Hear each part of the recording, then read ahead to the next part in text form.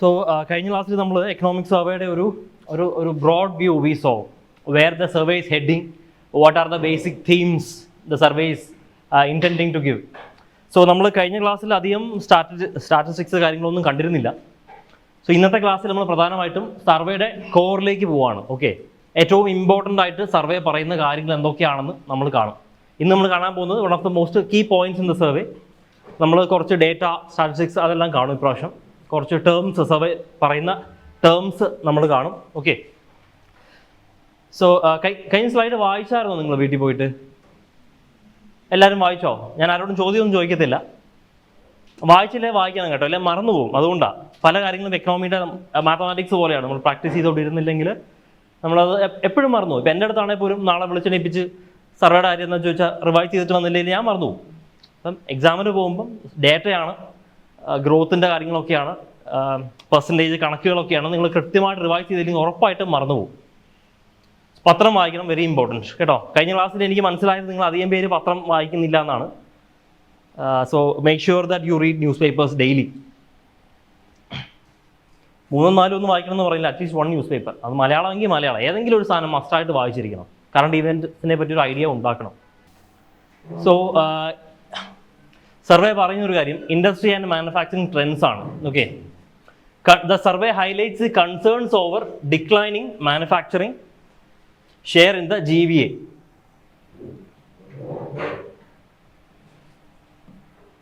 So the survey highlights concerns regarding the declining share of manufacturing in the GVA from relative price effects.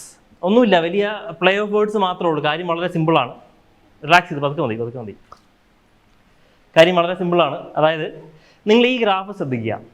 Survey പറയുന്നൊരു കാര്യം, നമ്മുടെ manufacturing സെക്ടറിൽ നമുക്ക് GDP 2 type ഉണ്ട്. പോട്ടെ, GVA 2 type ഉണ്ട്. എന്തൊക്കെയാണ്? റിയൽ GVAയും നോമിനൽ GVAയും. സോറി, ഇവിടെ GDP ആണ് പറഞ്ഞേക്കുന്നത്. Okay, real GDP, nominal GDP ഉണ്ട്. അപ്പോൾ സർവേ പറയുന്നൊരു കാര്യം, നമ്മുടെ മാനുഫാക്ചറിങ് സെക്ടറിൽ compared to other sectors, compared to what? Compared to agriculture and compared to services, manufacturing sector is seeing a decline in nominal GDP. At the same time, it is almost steady with the real GDP. So what does this imply?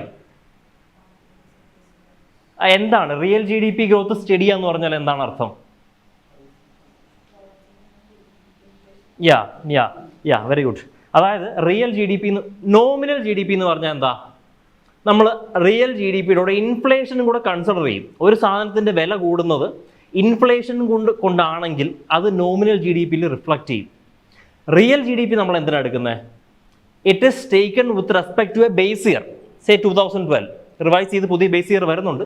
But I'm telling you, 2012 prices വെച്ച് നമ്മൾ compare ചെയ്യുകയാണെങ്കിൽ we are not taking into inflation. അന്നത്തെ വിലയാണ് 2012. അന്നത്തെ inflation, അന്നൊരു നമ്മൾ base year select ചെയ്യുന്നത് it will be an year of comparatively stable in nature. വലിയ ഇൻഫ്ലേഷൻ ഒന്നും ഇല്ലാത്ത കമ്പാരിറ്റീവ്ലി സ്റ്റേബിൾ ആയിട്ടുള്ള ഒരു ബേസ് ഇയർ നമ്മൾ എടുക്കുന്നു. ആ ബേസ് ഇയർ വെച്ചിട്ടുള്ളൊരു വില വ്യത്യാസം, അന്ന് വില 10 രൂപയായിരുന്നെങ്കിൽ ഇന്ന് എത്ര കൂടി എന്നാണ് നമ്മൾ ചെക്ക് ചെയ്യുന്നത്. That is real GDP. അപ്പോൾ റിയൽ GDP ഓൾമോസ്റ്റ് സ്റ്റേബിൾ ആണ്. That means output is stable. Real GDP measure ചെയ്യുന്നത് ഔട്ട്പുട്ടാണ്. Output is stable. But the share of nominal GDP is declining. What does that mean? That means nominal GDP കാണിക്കുന്ന എന്താണ്? Price increase, rise in prices due to inflation. അപ്പം manufacturing സെക്ടറിൽ ഒരു price hike ഉണ്ടാകുന്നില്ല, അല്ലെങ്കിൽ price ഹൈക്കിൻ്റെ share കുറയുന്നു compared to agriculture and services. കാരണം ഇവിടെ ഷെയർ ഇൻ റിയൽ GDP എന്നാണ് പറഞ്ഞിരിക്കുന്നത്. Share in real GDP.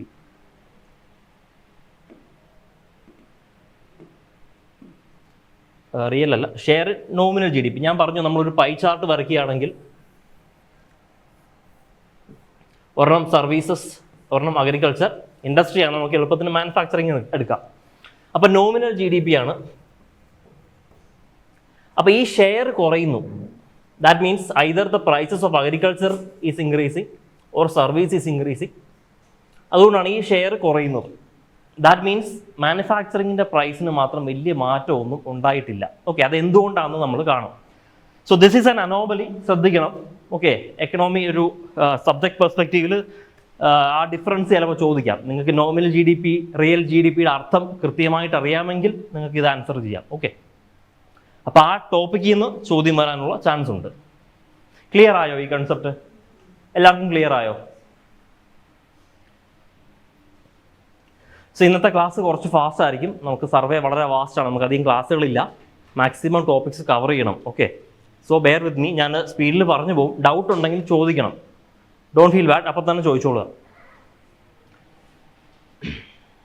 Service sector ഗ്രോത്തിനെ പറ്റിയാണ് അടുത്ത് പറഞ്ഞിരിക്കുന്നത്. It is growing at, statistics ആണ്.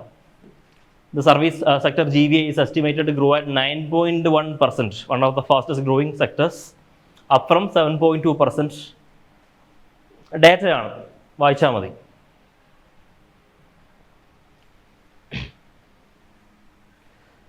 So next is growth and inflation mix. A strong demand-led growth in financial year 26 has coincided with a sharp easing of inflation. സാധാരണ അങ്ങനെ സംഭവിക്കാറില്ല. സാധാരണ എന്താ, demand side growth ഉണ്ടെങ്കിൽ, strong growth ആണെങ്കിൽ inflation കൂടാറാണ് പതിവ്. കാരണം എന്താ, ഡിമാൻഡ് കൂടും, ഡിമാൻഡ് ഫുൾ ഇൻഫ്ലേഷൻ, കാരണം ഇൻഫ്ലേഷൻ കൂടാറാണ് പതിവ്. പക്ഷേ ഇപ്രാവശ്യത്തെ നമ്മുടെ എക്കോണമിയിൽ ഒരു സ്റ്റാർക്ക് കോൺട്രാസ്റ്റ് നമ്മൾ കാണുന്നു. ഒരു സ്ട്രോങ് ഡിമാൻഡ് ഗ്രോത്ത് ഉള്ളപ്പോഴും ഇൻഫ്ലേഷൻ വളരെ കുറവാണ്. Lower inflation has improved real purchasing power and supported consumption. What is real purchasing power? വലിയ നിങ്ങൾ കോംപ്ലക്സ് തിയറീസ് ഒന്നും അപ്ലൈ ചെയ്യേണ്ട. What is purchasing power? Purchasing power of currency. Purchasing power of 100 rupees means what you can buy for 100 rupees. അത് കൂടി എന്നാണ് പറയുന്നത്. അതായത് നമ്മൾ ഇപ്പോഴാണ് ഇൻഫ്ലേഷൻ ട്രെൻഡ് കുറഞ്ഞു വന്നത്. കുറച്ച് നാൾ മുമ്പ് വരെ ഇൻഫ്ലേഷൻ ട്രെൻഡ് വളരെ കൂടുതലായിരുന്നു. 6-7 or 1 year back inflation trend കൂടുതലായിരുന്നു. ആ സമയം വെച്ച് നോക്കുമ്പോൾ ബൈ ഡിഫോൾട്ട്, ലോജിക്കലാണ്. കാരണം ഇൻഫ്ലേഷൻ കുറഞ്ഞു. ഇൻഫ്ലേഷൻ കുറയുമ്പോൾ നമ്മൾ 100 രൂപയും കൊണ്ട് മാർക്കറ്റിൽ പോവുകയാണെങ്കിൽ കിട്ടുന്ന ക്വാണ്ടിറ്റി കൂടും, അത്രേ പറഞ്ഞിട്ടുള്ളൂ. It has improved real purchasing power.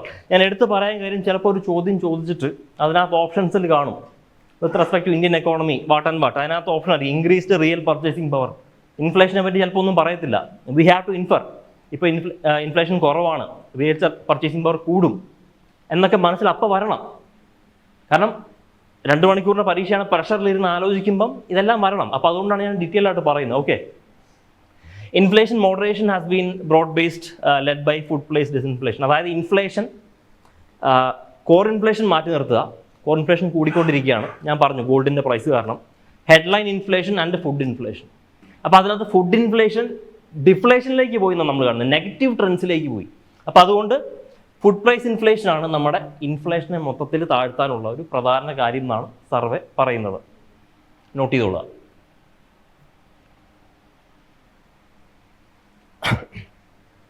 അടുത്ത കോർ ഇൻഫ്ലേഷനിലേക്ക് വരികയാണെങ്കിൽ, the core inflation shows some persistence. അതായത് കോർ ഇൻഫ്ലേഷൻ കുറയുന്നില്ല. Largely driven by what? Spike in the price of precious metals, gold, silver. Excluding this underline inflation pressure as significantly softer. അതായത് ഗോൾഡും സിൽവറും പോലെയുള്ള precious metals മാറ്റിക്കഴിഞ്ഞാൽ core inflation എന്നാ പറ്റും? It is comparatively softer, കുറവാണ്. വിചാരിക്കുന്ന അത്ര ഇല്ല ഗോൾഡും സിൽവറും മാറ്റിക്കഴിഞ്ഞാൽ. ഇതാണ് നമ്മുടെ ഒരു സിഗ്നിഫിക്കൻറ്റ് ഗ്രാഫാണ്. ഇത് വായിക്കാൻ പറ്റുന്നുണ്ടോ? വായിക്കാൻ പറ്റുന്നുണ്ടോ? ഓക്കെ, സി, കോർ ഇൻഫ്ലേഷൻ മാത്രം കൂടി നിൽക്കുന്നു. ഇത് നോക്കിയേ, സ്ഥിരം ട്രെൻഡ് ആണോ? ഇതൊരു അനോമലിയാണ്. ഇത് കണ്ടോ, ഇത് സ്ഥിരം ട്രെൻഡ് ആണോ നമ്മുടെ? അല്ല. Headline inflation, food inflation, core ഇൻഫ്ലേഷന് താഴെ പോയിരിക്കുന്നു. സാധാരണ ഹെഡ്ലൈൻ ഇൻഫ്ലേഷനാണ് ഏറ്റവും വോളറ്റൈൽ നമ്മൾ പഠിച്ചിരിക്കുന്നത്. കാരണം ക്രൂഡ് ഓയിലുണ്ട്, ഫുഡുണ്ട്. അപ്പം ഇത്രയും വോളറ്റൈൽ ആയിട്ടുള്ള ഹെഡ്ലൈൻ ഇൻഫ്ലേഷൻ നിൽക്കുന്നു.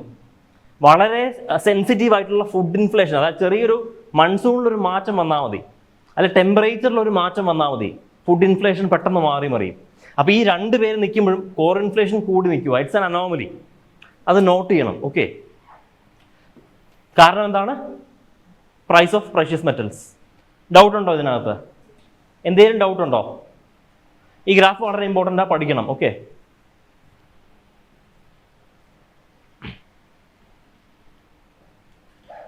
ഇനിയിപ്പോൾ എന്തൊക്കെ ഫാക്ടേഴ്സാണ് നമ്മുടെ ഇൻഫ്ലേഷനെ കുറച്ച് നിർത്താൻ സാധിച്ചത് എന്നാണ് നമ്മളിപ്പോൾ കാണുന്നത്. The moderate inflation in global prices of key metals. അത് നമ്മൾ ഇൻഡസ്ട്രി എന്ന് പറഞ്ഞ സെക്ടറിൽ കാണും. അതായത് സ്റ്റീൽ പോലെയുള്ള മെറ്റൽസ്. സ്റ്റീൽ നമുക്കറിയാം, നമ്മുടെ കൺസ്ട്രക്ഷൻ ഇൻഡസ്ട്രിയിൽ, അതായത് ഇന്ത്യയുടെ ഗ്രോത്തിനെ നയിക്കുന്ന ഏറ്റവും വലിയ ഇൻഡസ്ട്രികളിൽ ഒന്നാണ് കൺസ്ട്രക്ഷൻ. അപ്പോൾ അതിനകത്ത് സ്റ്റീലിൻ്റെ വില ഇൻ്റർനാഷണൽ മാർക്കറ്റിൽ കമ്പാരിറ്റീവ്ലി കുറവാണ്. അപ്പോൾ അതുകൊണ്ട് തന്നെ ഇന്ത്യൻ മാർക്കറ്റിലും അത് റിഫ്ലക്റ്റ് ചെയ്യുന്നുണ്ട്. പിന്നെ below normal temperature coupled with above normal monsoons. Food inflation കുറയ്ക്കാൻ സാധിച്ചു. ബിലോ നോർമൽ ടെമ്പറേച്ചർ ചിലപ്പോൾ ചോദ്യം വരും, ഫുഡ് ഇൻഫ്ലേഷൻ കുറയ്ക്കാനായിട്ട് ടെമ്പറേച്ചറിൻ്റെ റോൾ എന്താണ്? എങ്ങനെയാണ് ടെമ്പറേച്ചർ കുറയുമ്പോൾ ക്രോപ്പ് ഈൽഡ് കൂടുന്നത്? ഇവിടെ പറഞ്ഞിട്ടുണ്ട്, അതെ, below normal temperature coupled with above monsoon. Okay, monsoon above normal ആണ്, it is well and good. See when temperature increases, എന്തോ പെസ്റ്റിന് ടെമ്പറേച്ചർ കൂടുതലാണെങ്കിൽ പെസ്റ്റ് കൂടുതൽ ഇൻവെസ്റ്റ് ചെയ്യാനൊക്കെ ചാൻസ് ഉണ്ട്. That is a very important point. പിന്നെ മറ്റൊരു ഇമ്പോർട്ടൻറ്റ് കാര്യം, ടെമ്പറേച്ചർ കൂടുതലാണെങ്കിൽ സോയിലിൽ മോയ്സ്ചർ റീറ്റൻഷൻ ഉണ്ടാവില്ല. ടെമ്പറേച്ചർ കൂടുതലാണെങ്കിൽ വിൻഡ് കണ്ടീഷൻസും അതിനനുസരിച്ച് മാറും. കാറ്റ് കൂടുതൽ അടിച്ചാലും അത് നമ്മുടെ സോയിലിൻ്റെ മോയ്സ്ചർ കൊണ്ടുപോകും. നമ്മൾ ശ്രദ്ധിച്ചാൽ മനസ്സിലാവും, നമ്മൾ ഈ ജനുവരി ഡിസംബർ മാസങ്ങളിലൊക്കെ കമ്പാരിറ്റീവ്ലി ഡ്രയർ ആണ്, മഴയില്ല. ജനുവരി കാറ്റൊന്നും കേട്ടില്ല, കാറ്റ് കൂടുതലാണ്. അപ്പോൾ നമ്മുടെ സോയിൽ എപ്പോഴും ഡ്രൈ ആയിരിക്കും. കാറ്റ് കൂടി കഴിഞ്ഞാൽ it will take moisture with it. So below normal temperature ആയിരുന്നു, എബവ് നോർമൽ മൺസൂൺ ആയിരുന്നു. So that brought down our inflation. Improved stock position of food grains, അതായത് ബഫർ സ്റ്റോക്കുകളൊക്കെ നന്നായിട്ട് നമ്മൾ കീപ്പ് ചെയ്തിട്ടുണ്ടായിരുന്നു. പ്രൈസ് മാറുന്നതനുസരിച്ച് നമുക്ക് ബഫർ സ്റ്റോക്ക് ഇറക്കി പ്രൈസ് കുറയ്ക്കാൻ സാധിച്ചിട്ടുണ്ട്. Pass through of GST rates നമ്മൾ കഴിഞ്ഞ ക്ലാസ്സിൽ കണ്ടു. GST സ്ലാബുകൾ മാറ്റി, അല്ലേ? നേരത്തെ ഉണ്ടായിരുന്ന സ്ലാബുകളൊക്കെ മാറ്റി. ഇപ്പോൾ ഏതൊക്കെ സ്ലാബാണ് ഉള്ളത്? 5% ആൻഡ് 18%. യാ, പിന്നെ ഒരു 40% ഡീമെറിറ്റ് ഇതും കൊണ്ടുവന്നിട്ടുണ്ട്. സോ ദാറ്റ് ഹാസ്, അത് ഈയിടെ വന്നതേ ഉള്ളൂ. So I'm not sure how much effect that has, but the survey says that rates has also brought the inflation rates down. Another important aspect is the price of pulses. Pulses എന്ന് പറയുന്നത് നമ്മുടെ Indian food ബാസ്ക്കറ്റിൻ്റെ ഒരു major component ആണ്. അപ്പോൾ പൾസസിൻ്റെ ഒരു പ്രത്യേകത എന്താ? Indian economic കോണ്ടെക്സ്റ്റിൽ പൾസസിൻ്റെ സിഗ്നിഫിക്കൻസ് എന്താ? We are importing it. We are not self sufficient in pulses. നമ്മളത് ഇമ്പോർട്ട് ചെയ്തുകൊണ്ടിരിക്കുക. അപ്പോൾ ഇമ്പോർട്ട് ചെയ്യുന്ന ഒരു സാധനത്തിൻ്റെ വില എപ്പോഴും കൂടുതലായിരിക്കും. കാരണം എന്താ? Import protection. കാരണം നമ്മുടെ ഇമ്പോർട്ട് താരിഫ്സ്, തീർച്ചയായിട്ടും ഇമ്പോർട്ട് ചെയ്യുന്ന ഒരു സാധനത്തിന് അപ്പോൾ കസ്റ്റംസ് ഡ്യൂട്ടി, താരിഫ്, അങ്ങനെ പല കാരണങ്ങൾ കൊണ്ട് ഇമ്പോർട്ട് ചെയ്യുന്ന ഏത് സാധനത്തിനും വില കൂടുതലായിരിക്കും. അങ്ങനെ പൾസസിൻ്റെയും വില കൂടുതലായിരുന്നു. പക്ഷേ ഗവൺമെൻറ് പൾസസിൻ്റെ വില കുറയ്ക്കാനായിട്ട് പല നടപടികളും എടുത്തു. അങ്ങനെ സിഗ്നിഫിക്കൻ്റ് ആയിട്ട് കൂടി നിന്ന് പൾസസിൻ്റെ വില വളരെ നന്നായിട്ട് താന്നിട്ടുണ്ട്. ഇതും ഫുഡ് പ്രൈസസിനെ കുറയ്ക്കാൻ സാധിച്ചു. കാരണം ഫുഡ് പ്രൈസസ് ഡിഫ്ലേഷനിലേക്ക് പോയതുകൊണ്ടാണ്. ഒരു ഇമ്പോർട്ടൻറ്റ് പോയിൻ്റ് ആണ്. വൈ ഡിഡ് ഇറ്റ് ഗോ എന്ന് മനസ്സിലാക്കണം. ഓക്കെ, എക്സ്റ്റേണൽ സെക്ടറിലേക്ക് നമുക്ക് പോവാം. ഇനിയിപ്പം നമ്മൾ ചാപ്റ്റർ വൈസ് ഒരു ഡിസ്റ്റിങ്ഷൻ ഇതിനകത്ത് വെക്കുന്നില്ല. കാരണം ബാക്കി ചാപ്റ്ററുകളുടെയൊക്കെ സൈസ് കുറവാണ്. ചാപ്റ്റർ വൈസ് ഡിസ്കസ് ചെയ്യാനാണെങ്കിൽ ടൈം ഒരുപാട് എടുക്കും. Will be discussing the key points. Okay, so we are moving to the external sector.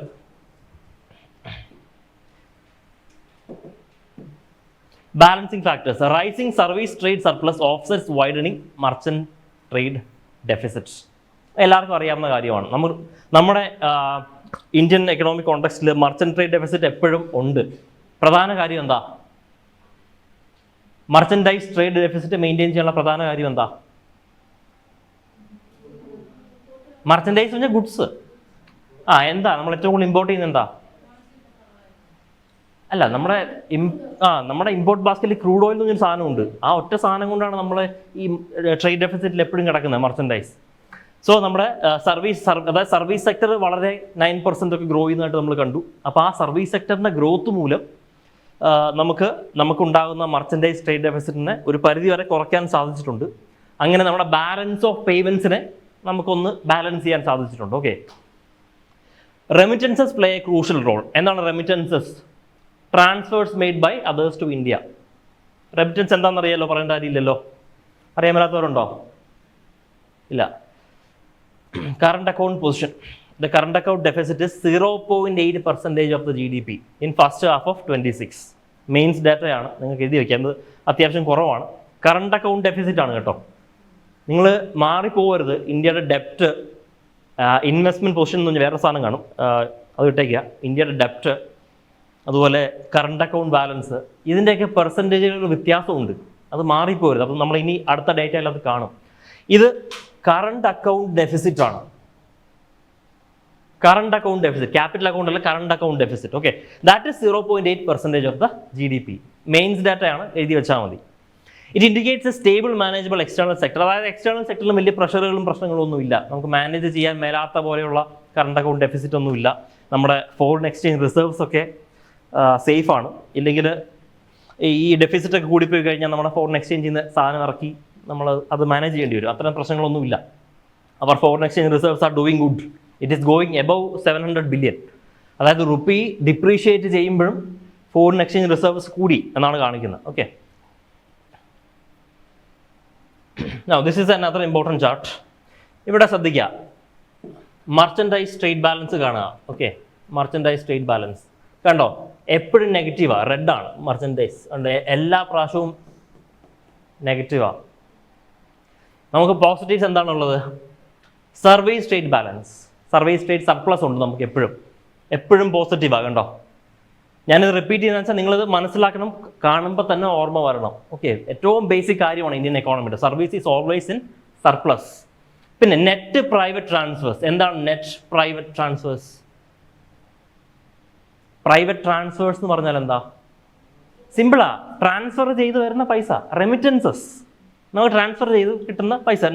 Net എന്ന് പറഞ്ഞാൽ എന്താ? ഇവിടുന്ന് കുറച്ച് കാശ് അങ്ങോട്ടും പോകും. ഓക്കെ, ഇപ്പം നമ്മുടെ ഫ്രണ്ട്സൊക്കെ പുറത്ത് പഠിക്കാൻ നമ്മൾ കാശ് അയച്ചു കൊടുക്കും, അങ്ങനെ കുറച്ച് കാശ് അങ്ങോട്ടും പോകും, അതുപോലെ ഇങ്ങോട്ടും വരുന്നുണ്ട്. അതിൻ്റെ ഒരു ബാലൻസ് ആണ് നെറ്റ്. അപ്പോൾ പ്രൈവറ്റ് ട്രാൻസ്ഫേഴ്സും ഓൾവേസ് പോസിറ്റീവാണ്. അത് നമ്മുടെ എക്സ്റ്റേണൽ ഇൻകത്തിലെ വലിയ ഒരു സോഴ്സാണ്. ഇത് കണ്ടോ, നെറ്റ് പ്രൈവറ്റ് ട്രാൻസ്ഫേഴ്സ്. അപ്പോൾ ഈ ഗ്രാഫ് നിങ്ങൾക്കൊരു ഐഡിയ വേണം, മനസ്സിലൊരു ഐഡിയ വേണം ഈ ഗ്രാഫിനെ പറ്റി. ഓക്കെ,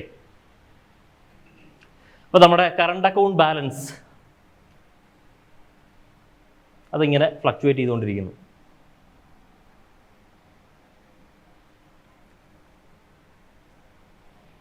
ഇവിടെ ഒരു അനോമലി ശ്രദ്ധിക്കണേ, ഞാൻ അടുത്ത ഒരു സ്ലൈഡിൽ പറഞ്ഞു തരാം. ഈ കറണ്ട് അക്കൗണ്ട് ബാലൻസ് ഇടയ്ക്കൊക്കെ പോസിറ്റീവ് ആകുന്നുണ്ട്. എപ്പോഴും നമുക്ക് എപ്പോഴും മർച്ചൻഡൈസ് ഡെഫിസിറ്റ് ഉണ്ട് എന്ന് പറഞ്ഞാലും ചില സമയത്തൊക്കെ കറണ്ട് അക്കൗണ്ട് ബാലൻസ് പോസിറ്റീവ് ആകുന്നുണ്ട്. ഓക്കെ, ചിലപ്പോൾ ക്രൂഡ് ഓയിലിൻ്റെ ഇമ്പോർട്ട് കുറയുന്നതാവാം, ചിലപ്പോൾ ക്രൂഡ് ഓയിലിൻ്റെ വില കുറയുന്നുണ്ടാവാം, നമ്മുടെ എക്സ്പോർട്സ് ഭയങ്കരമായിട്ട് കൂടുന്നതുകൊണ്ടാവാം. പക്ഷെ അവിടെ നെറ്റ് ഇൻകം എന്ന് പറയുന്ന വേറൊരു പോയിന്റ് ഉണ്ട്, അത് ഈ ഗ്രാഫിൽ ഇല്ല, അത് അടുത്ത ഗ്രാഫിൽ ഞാൻ കാണിക്കാം. അപ്പോൾ എന്തായാലും കറണ്ട് അക്കൗണ്ട് ബാലൻസ് ഇടയ്ക്കൊക്കെ എല്ലാ കാലത്തും മോശമല്ല, ഇടയ്ക്കൊക്കെ പോസിറ്റീവ് ആകാറുണ്ട്. അതുകൊണ്ട് നോട്ട് ചെയ്ത് വയ്ക്കുക.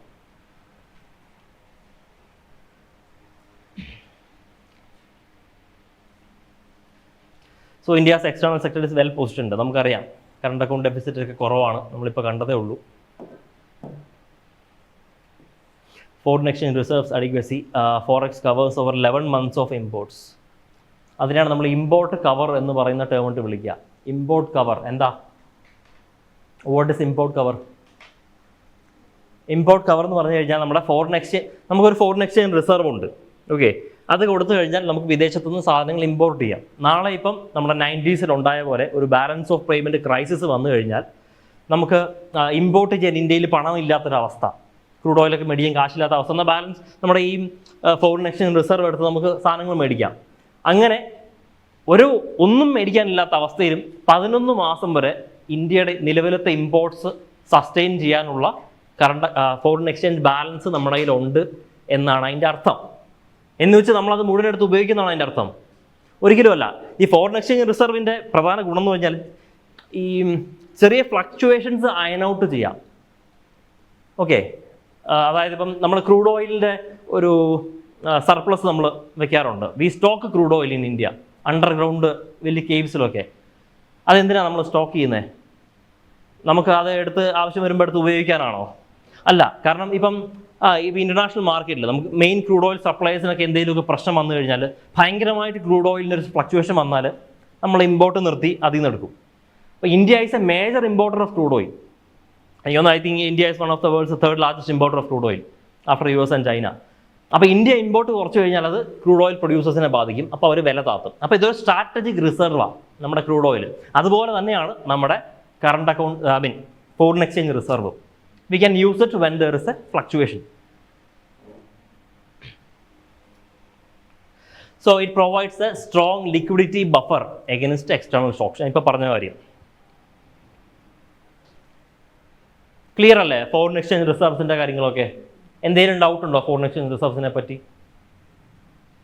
And how we are using it? ഇതൊക്കെ മെയിൻസ് കണ്ടന്റ് ആണ് കേട്ടോ. ഇന്ത്യൻ എക്കോണമിയെ പറ്റി ചോദിക്കുകയാണെങ്കിൽ ഈവൻ ഡിസ്പൈറ്റ് ഗ്ലോബൽ ഹെഡ്വിൻസ് നമ്മുടെ കണ്ട ഫോറിൻ എക്സ്ചേഞ്ച് റിസർവ്സ് കൂടി എന്നൊക്കെ നമുക്ക് പറയാം. ഡിസ്പൈറ്റ് അതൊരു അനോമലി സിറ്റുവേഷൻ ആണ്. കാരണം റുപ്പി ഭയങ്കരമായിട്ട് സ്ലൈഡ് ചെയ്തു. Rupees about 90 rupees. Still we are able to manage the reserves.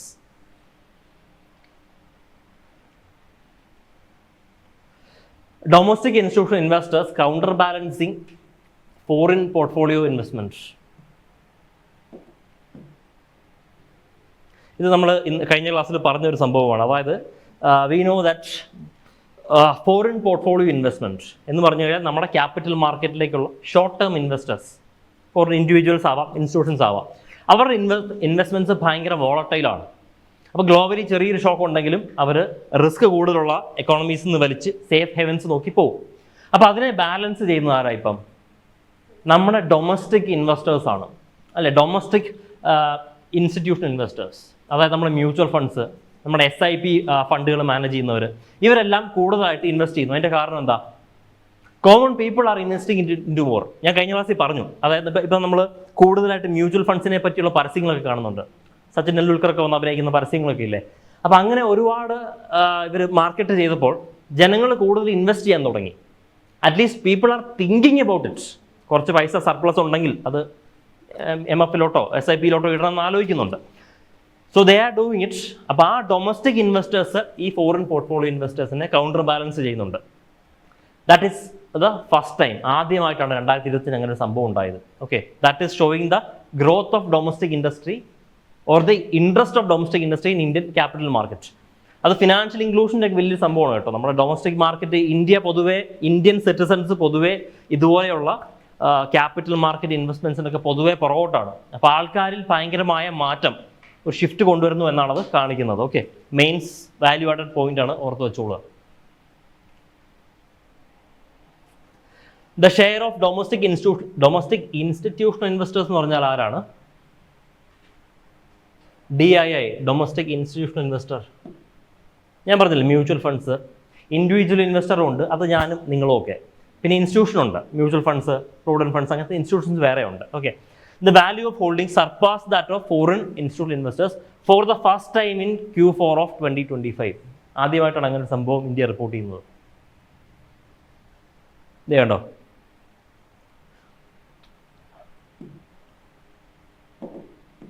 ഈ പോകുന്നതാണ് ഫോറിൻ ഇൻസ്റ്റിറ്റ്യൂഷൻസ്. ഇതേ പോകുന്നു. ഡൊമസ്റ്റിക് ഇതേ ഫസ്റ്റ് ടൈം അത് ക്രോസ് ചെയ്ത് പോകുന്നു. Okay, this is a very important data from economic survey.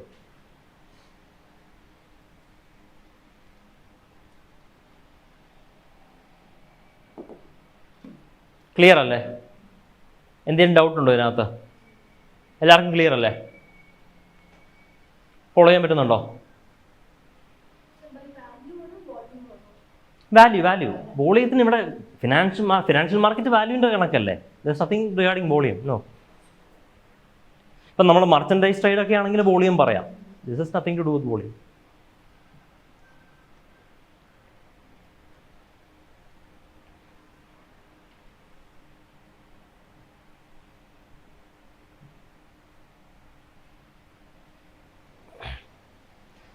So നമ്മുടെ ഫിസിക്കൽ ഡെഫിസിറ്റിനെ പറ്റി നമുക്ക് തിരിച്ചു വരാം. നമ്മൾ കഴിഞ്ഞ ക്ലാസ്സിൽ കണ്ടിരുന്നു, അതായത് we are able to reduce it significantly.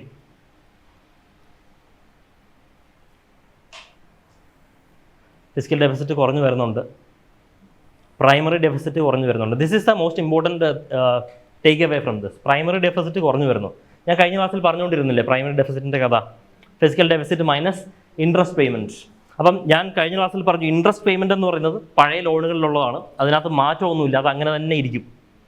പിന്നെ നമുക്ക് പ്രൈമറി ഡെഫിസിറ്റ്, പിന്നെ ഡെഫിസിറ്റ് കുറയ്ക്കാൻ പറ്റുന്ന എവിടെയാണ്? Consumption expenditures. ബാക്കി റവന്യൂ എക്സ്പെൻഡിച്ചേഴ്സ് പോലെയുള്ള കൺസംഷൻ എക്സ്പെൻഡിച്ചേഴ്സ് കുറയ്ക്കാം. അപ്പോൾ that is a very positive thing. കാരണം ഇൻട്രസ്റ്റ് എക്സ്പെൻസ് ഇപ്പോൾ കുറയ്ക്കാൻ പറ്റില്ല, കാരണം അത് ലോൺ ക്ലോസ് ചെയ്താലേ കുറയ്ക്കാൻ പറ്റുള്ളൂ. നമ്മൾ കൺസംഷൻ എക്സ്പെൻഡിച്ചേഴ്സ് കുറഞ്ഞു. So what does that indicate? നമ്മുടെ ബോറോയിങ്സിൻ്റെ മേജർ പോർഷൻ നമ്മളപ്പോൾ എന്തിനാണ് ഉപയോഗിക്കുന്നത്? ആ കൺസെപ്റ്റ് മനസ്സിലായാൽ പറയാൻ പറ്റും. ഇൻട്രസ്റ്റ് പേയ്മെൻറ്റ്സിനാണ് ഉപയോഗിക്കുന്നത് അല്ലേ? നമ്മൾ കൺസംഷൻ കുറച്ചു, പിന്നെ ഇൻട്രസ്റ്റ് മാത്രമേ ഉള്ളൂ. ഇൻട്രസ്റ്റ് കൊടുത്തുകൊണ്ടിരിക്കുകയാണ് ബോറോ ചെയ്തിട്ട്. That is actually A positive thing. കാരണം അറ്റ്ലീസ്റ്റ് കൺസംഷൻ എങ്കിലും നമുക്ക് കുറയ്ക്കാൻ സാധിക്കുന്നുണ്ട്. ഇൻട്രസ്റ്റ് ഭാവിയിൽ കുറയ്ക്കാം. ഓക്കെ, അപ്പോൾ ഇത് കണ്ടോ, ഇൻട്രസ്റ്റ് പേയ്മെൻ്റ് ആണ് നമ്മുടെ ഇത് കണ്ടില്ലേ, 20% ഷെയറും. അതായത് ഒരു രൂപയിൽ 20% പോകുന്നത് എങ്ങോട്ടാ? ഇൻട്രസ്റ്റ് പേയ്മെൻറ്റ്സിലേക്ക്. ഏറ്റവും കൂടുതൽ പോകുന്നത് എവിടെയാണ്? Share of state taxes. സ്റ്റേറ്റ്സിനുള്ള ഷെയർ കഴിഞ്ഞാൽ പിന്നെ ബൾക്ക് എമൗണ്ട് പോകുന്ന ഇൻട്രസ്റ്റ് പേയ്മെൻറ്റ്സിനാണ്. ഇത് ബഡ്ജറ്റ് നമ്മൾ ഡിസ്കസ് ചെയ്യുമ്പോൾ കാണും കേട്ടോ. ഈ കാര്യമായിരുന്നു ഞാൻ കഴിഞ്ഞ ദിവസം പറയാൻ വിട്ടുപോയത്. ഓക്കെ, പിന്നെ ഫിസിക്കൽ ഡെഫിസിറ്റിൻ്റെ കാര്യത്തിൽ നമ്മൾ ടാർഗറ്റിനേക്കാൾ എബവ് അച്ചീവ് ചെയ്തു. നമ്മുടെ ബഡ്ജറ്റഡ് ഡെഫിസിറ്റ് എത്രയായിരുന്നു? 4.9% ആയിരുന്നു കഴിഞ്ഞ വർഷം പറഞ്ഞിരുന്നത്. അപ്പോൾ നമ്മളത് 4.8 ആയിട്ട് കുറച്ചു. നമ്മുടെ ടാർഗറ്റ് എത്രയാണ്? 4.4%. അത് എപ്പോൾ സെറ്റ് ചെയ്ത ടാർഗറ്റാണ്? അതായത് ഫിസിക്കൽ ഡെഫിസിറ്റ് ഒരിടയ്ക്ക് ഭയങ്കര കൂടി പോയായിരുന്നു, 9.2%ലേക്ക് എത്തി കോവിഡ് കഴിഞ്ഞപ്പോൾ. ആ സമയത്ത് നമ്മൾ ടാർഗറ്റ് സെറ്റ് ചെയ്തു, ഇത്ര വർഷം കഴിയുമ്പോൾ നമ്മൾ 4.4ലേക്ക് എത്തും. പ്രോബബ്ലി അടുത്ത സർവേയിൽ നോക്കുമ്പോൾ ഈ വർഷം അച്ചീവ് ചെയ്തിട്ടുണ്ടാവും. സ്പീഡ് കൂടുതലാണെന്ന് അറിയാം. ക്ലിയർ ആകുന്നുണ്ടോ? ഫോളോ ചെയ്യാൻ പറ്റുന്നുണ്ടോ? ഓക്കെ ആണോ? സോ അടുത്ത റവന്യൂ ഡെഫിസിറ്റ് കഥയാണ്. Revenue deficit as A share of DGP declined steadily. ഈ ഡിക്ലൈൻഡ് സ്റ്റഡിലി എന്നൊക്കെ ഉള്ളതൊന്ന് നോട്ട് ചെയ്ത് വെച്ചോട്ടെ. അതൊക്കെ എക്സ്ട്രീം സ്റ്റേറ്റ്മെൻറ്റ്സ് ആണ്. നമ്മൾ ക്വസ്റ്റ്യൻ പേപ്പറിൽ കണ്ടു കഴിഞ്ഞാൽ തെറ്റാണെന്ന് പറഞ്ഞ് തള്ളാൻ സാധ്യതയുള്ള സ്റ്റേറ്റ്മെൻറ്റ്സ് ആണ്. Revenue deficit has declined steadily, reach the lowest since 2009. അന്നേരം ഏറ്റവും കൂടുതൽ. അപ്പോൾ റവന്യൂ ഡെഫിസിറ്റ് കുറയുമ്പോൾ തീർച്ചയായിട്ടും ക്യാപിറ്റൽ എക്സ്പെൻഡിച്ചറിനുള്ള സ്പേസ് കൂടും. ഓക്കെ,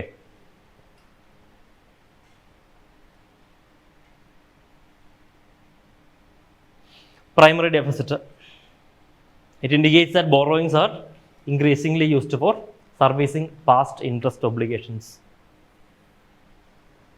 ചിലപ്പോൾ ചോദ്യം വരാം, India uses most of its borrowed money to for consumption, for capital expenditure, to fund the previous ഡെപ്റ്റ് എന്നൊക്കെ ഓപ്ഷൻസ് ചോദിച്ച ചോദ്യങ്ങളൊക്കെ വരാം. ഓക്കെ,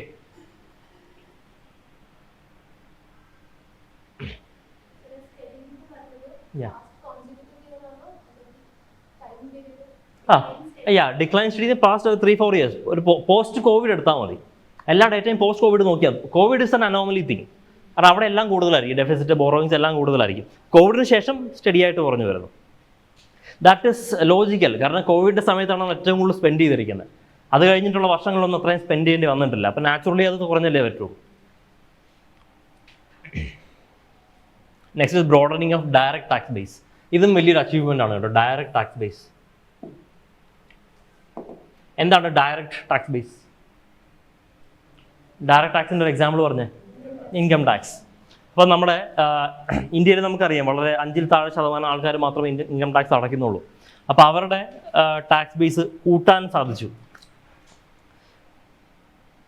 ഇത് പാൻഡമിക്കിന് മുമ്പാണ് കേട്ടോ. പാൻഡമിക്കിന് മുമ്പുള്ള ഡേറ്റയാണ് ഈ കാണിച്ചിരിക്കുന്നത്. പാൻഡമിക്കിന് ശേഷം ഇതൊന്നുമില്ല, വളരെ സിമ്പിൾ ഡേറ്റയാണ്. ഈ യെല്ലോ കാണിച്ചിരിക്കുന്നത് ഇൻഡയറക്റ്റ് ടാക്സ് ആണ്, ഗ്രീൻ കാണിച്ചിരിക്കുന്നത് ഡയറക്റ്റ് ടാക്സ് ആണ്. ഓക്കെ, ഇവിടെ ശ്രദ്ധിക്കുക, വേറെ ഒന്നും വായിക്കണ്ട. യെല്ലോ കാണിക്കുന്നത് എന്താണ്? Indirect tax. ഗ്രീൻ കാണിക്കുന്നത് ഡയറക്റ്റ് ടാക്സ്. ഇന്നർ സർക്കിൾ കാണിക്കുന്നത് പ്രീ പാൻഡമിക്, കോവിഡിന് മുമ്പുള്ള കാലം. ഔട്ടർ സർക്കിൾ കാണിക്കുന്നത് കോവിഡിന് ശേഷം. അപ്പോൾ കോവിഡിന് ശേഷം എന്ത് സംഭവിച്ചു? ഡയറക്റ്റ് ടാക്സ് ബേസ് കൂടി. നാച്ചുറലാണ്, കൂടും. നമ്മുടെ ഒരുപാട് കാരണങ്ങളുണ്ട്, കോൺട്രവേഴ്ഷ്യലാണ്, പറയുന്നില്ല. ഓക്കെ, അപ്പോൾ അത്രേ ഉള്ളൂ. ഡയറക്റ്റ് ടാക്സ് ബേസ് നമുക്ക് കൂടാൻ സാധിച്ചു. അത് എന്തുകൊണ്ട് കൂടി എന്നുള്ളതൊക്കെ നമ്മൾ അടുത്ത ഇതിൽ കാണും. ഇൻകം ടാക്സ് പുതിയ നഡ്ജ് എന്നൊക്കെ പറഞ്ഞ പുതിയ ഇനീഷ്യേറ്റീവ്സ് ഒക്കെ കൊണ്ടുവന്നിട്ടുണ്ട്. You will see that. Just keep this in mind.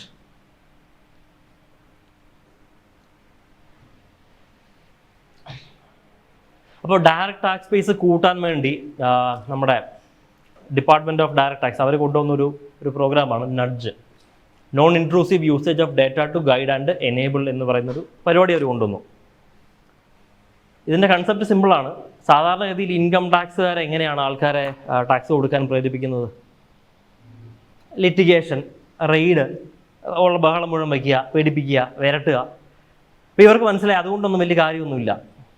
ഇപ്പോൾ ആൾക്കാർക്ക് അതൊക്കെ പുത്തിരിയായിട്ട് മാറി. അപ്പോൾ അവരെന്ത് ചെയ്യും, സാധാരണ ആൾക്കാരെ കുറച്ചും കൂടെ ഒന്ന് പെർസുവേഡ് ചെയ്യാൻ ശ്രമിച്ചു. അവരെ ഒന്ന് ഉപദേശിക്കുക, നിങ്ങൾ ടാക്സ് ഒക്കെ അടയ്ക്കണം, അവർക്ക് അവരുടെ ഡേറ്റ എടുക്കുക, ഒരു അങ്ങനെ കുറച്ചും കൂടെ സോഫ്റ്റ്വെയർ ആയിട്ടുള്ള മെത്തേഡ്സ് ഒക്കെ യൂസ് ചെയ്യുന്നതാണ് ഈ പറഞ്ഞ നഡ്ജ് എന്ന് പറയുന്ന പരിപാടി. അപ്പോൾ ഈ നഡ്ജ് ഇറക്കിയിരിക്കുന്ന ആരാ? Income tax direct tax department. Okay, അപ്പോൾ അത് ഈ നഡ്ജ് എന്ന് പറഞ്ഞ പ്രോഗ്രാം നമ്മൾ ഡയറക്റ്റ് ടാക്സ് ബേസിനെ കൂട്ടാൻ സാധിച്ചു. അപ്പോൾ അങ്ങനെ വിരട്ടലും വിലപേശലും ഒക്കെ മാറ്റി കുറച്ചുകൂടെ ഒരു എഫിഷ്യൻ്റ് ആയിട്ടുള്ള മാർഗ്ഗങ്ങൾ കൊണ്ടുവന്നപ്പോൾ എന്ത് പറ്റി? ഡയറക്റ്റ് ടാക്സ് ബേസ് കൂടി എന്നാണ് പറയുക. ഓക്കെ, ഫോളോ ചെയ്യുന്നില്ലേ?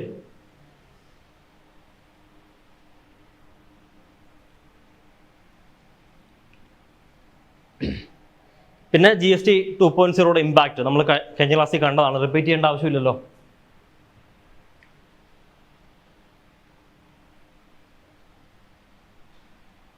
GST 2.0 റിഫോമിൻ്റെ ഇമ്പാക്റ്റ് ആണ് lower cost of living. Obviously ഇപ്പോൾ നമ്മൾ പുറത്ത് പോയി ഒരു ബോട്ടിൽ വെള്ളം മേടിച്ചു കഴിഞ്ഞാൽ 20 രൂപയാണോ? അല്ല, 18 രൂപയ്ക്കാണ് മേടിക്കാറ്. It boost household consumption demand.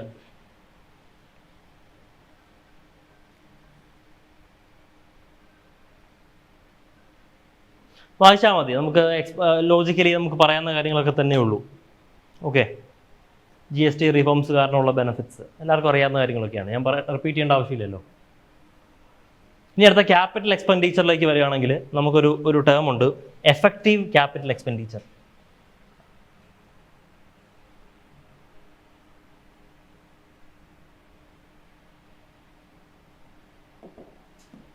Effective capital expenditure. What is effective capital expenditure? നമ്മൾ എഫക്റ്റീവ് റവന്യൂ ഡെഫിസിറ്റ് എന്ന് കേട്ടിട്ടില്ലേ? അതുപോലെ എഫക്റ്റീവ് ക്യാപിറ്റൽ എക്സ്പെൻഡിച്ചർ ആ പേരിൽ നിന്ന് തന്നെ ഡിഡക്ട് ചെയ്തെടുക്കാൻ നോക്ക്.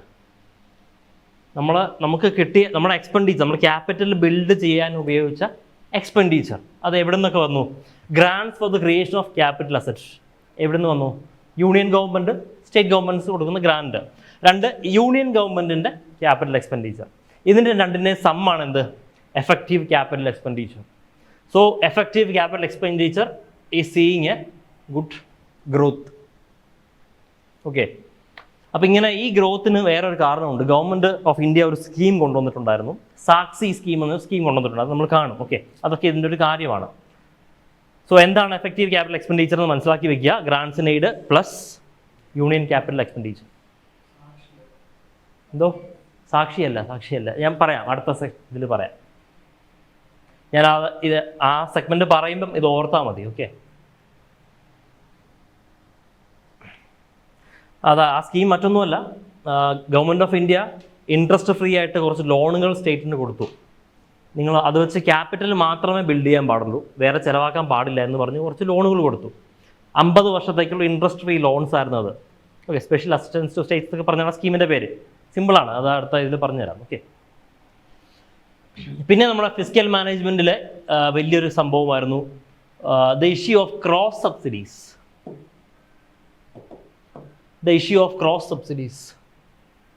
എന്താണ് ക്രോസ് സബ്സിഡി? എക്കണോമിക്സോടെ പ്രത്യേകം പറഞ്ഞിട്ടുണ്ട്, നമ്മുടെ വലിയ വലിയ സ്ഥാപനങ്ങൾ, അതായത് ഇലക്ട്രിസിറ്റി റെഗുലേറ്ററി ബോർഡുകൾ, അതുപോലെ റെയിൽവേ, ഇവരെല്ലാവരും ക്രോസ് സബ്സിഡികൾ കൊടുക്കുന്നു. അത് ഇന്ത്യയുടെ ഗ്രോത്തിനെ ബാധിക്കുന്നു എന്നാണ് പറയുന്നത്. സോ എന്താണ് ക്രോസ് സബ്സിഡി? കേട്ടിട്ടുണ്ടോ എവിടെയെങ്കിലും? നമ്മളെല്ലാവരും എക്സ്പീരിയൻസ് ചെയ്യുന്നതാണ് ഡെയിലി. അതായത് ഇപ്പം ക്രോസ് സബ്സിഡി എന്ന് പറഞ്ഞു കഴിഞ്ഞാൽ ഒരു സ്ഥലത്ത് കൂടുതൽ റേറ്റ് ചാർജ് ചെയ്യുക, ആ റേറ്റ് വെച്ച് അഫോർഡ് ചെയ്യാൻ പറ്റാത്ത ആൾക്കാർക്ക് ഫണ്ട് ചെയ്യുക, അതാണ് cross subsidy. Direct subsidy government of India subsidy എല്ലാത്തിനും കൊടുക്കുന്നു. ഇപ്പം റെയിൽവേയുടെ കാര്യം പറഞ്ഞാൽ, ഇപ്പം ഇന്ത്യയിൽ റെയിൽവേ 2 രീതിയിലാണ് വരുമാനം ഉണ്ടാക്കുന്നത്. ഒന്ന് പാസഞ്ചർ ട്രാഫിക്കും, 2 ഫ്രൈറ്റ് ഗുഡ്സ് ട്രാഫിക്കും. അപ്പോൾ ഈ റെയിൽവേയുടെ ഏറ്റവും വലിയ വരുമാനം വരുന്നത് എവിടുന്നാണ്? ഫ്രൈറ്റ് ആണ്, പാസഞ്ചർ അല്ല. അപ്പോൾ ഈ എബവ് 60% വരുന്നത് ഫ്രൈറ്റ് ട്രാഫിക്കിൽ നിന്നാണ്. പക്ഷെ ആ റവന്യൂ കൂടാനുള്ള കാരണം ആ റേറ്റ് കൂടുതലാണ് കമ്പയർ ടു പാസഞ്ചർ. അപ്പോൾ പാസഞ്ചർ ടിക്കറ്റ് അഫോർഡബിൾ ആക്കാൻ വേണ്ടി റെയിൽവേ എന്ത് ചെയ്തു? ഫ്ലൈറ്റ് കൂട്ടി വെച്ചു. ഓക്കെ, അപ്പോൾ പാസഞ്ചർ ടിക്കറ്റ് വളരെ കുറവാണ്. ഒന്ന് ഓർത്ത്, ഇവിടുന്ന് ട്രിവാൻഡ്രത്ത് നിന്ന് കൊച്ചി വരെയൊക്കെ പോകാൻ സ്ലീപ്പർ ക്ലാസ്സിൽ കയറി 40 രൂപ കൊടുത്താൽ മതിയായിരുന്നു കുറച്ചാൾ മുമ്പ് വരെ, ഇന്ന് എത്രയെന്ന് എനിക്കറിയില്ല. അപ്പോൾ അത്രയും കുറവാണ് ടിക്കറ്റ്. വന്ദേ ഭാരത് AC അതെല്ലാം വിട്ടേക്കുക, സാധാരണക്കാരൻ്റെ വണ്ടി. അപ്പോൾ അതിനകത്ത് വേറൊരു പ്രശ്നമുണ്ട്. ഈ റെയിൽവേ ഫ്രൈറ്റ് അപ്പം അതാണ് ക്രോസ് സബ്സിഡി, മനസ്സിലായില്ലേ? അപ്പോൾ ഈ ക്രോസ് സബ്സിഡി മൂലമുള്ള പ്രശ്നം എന്തായിരിക്കും?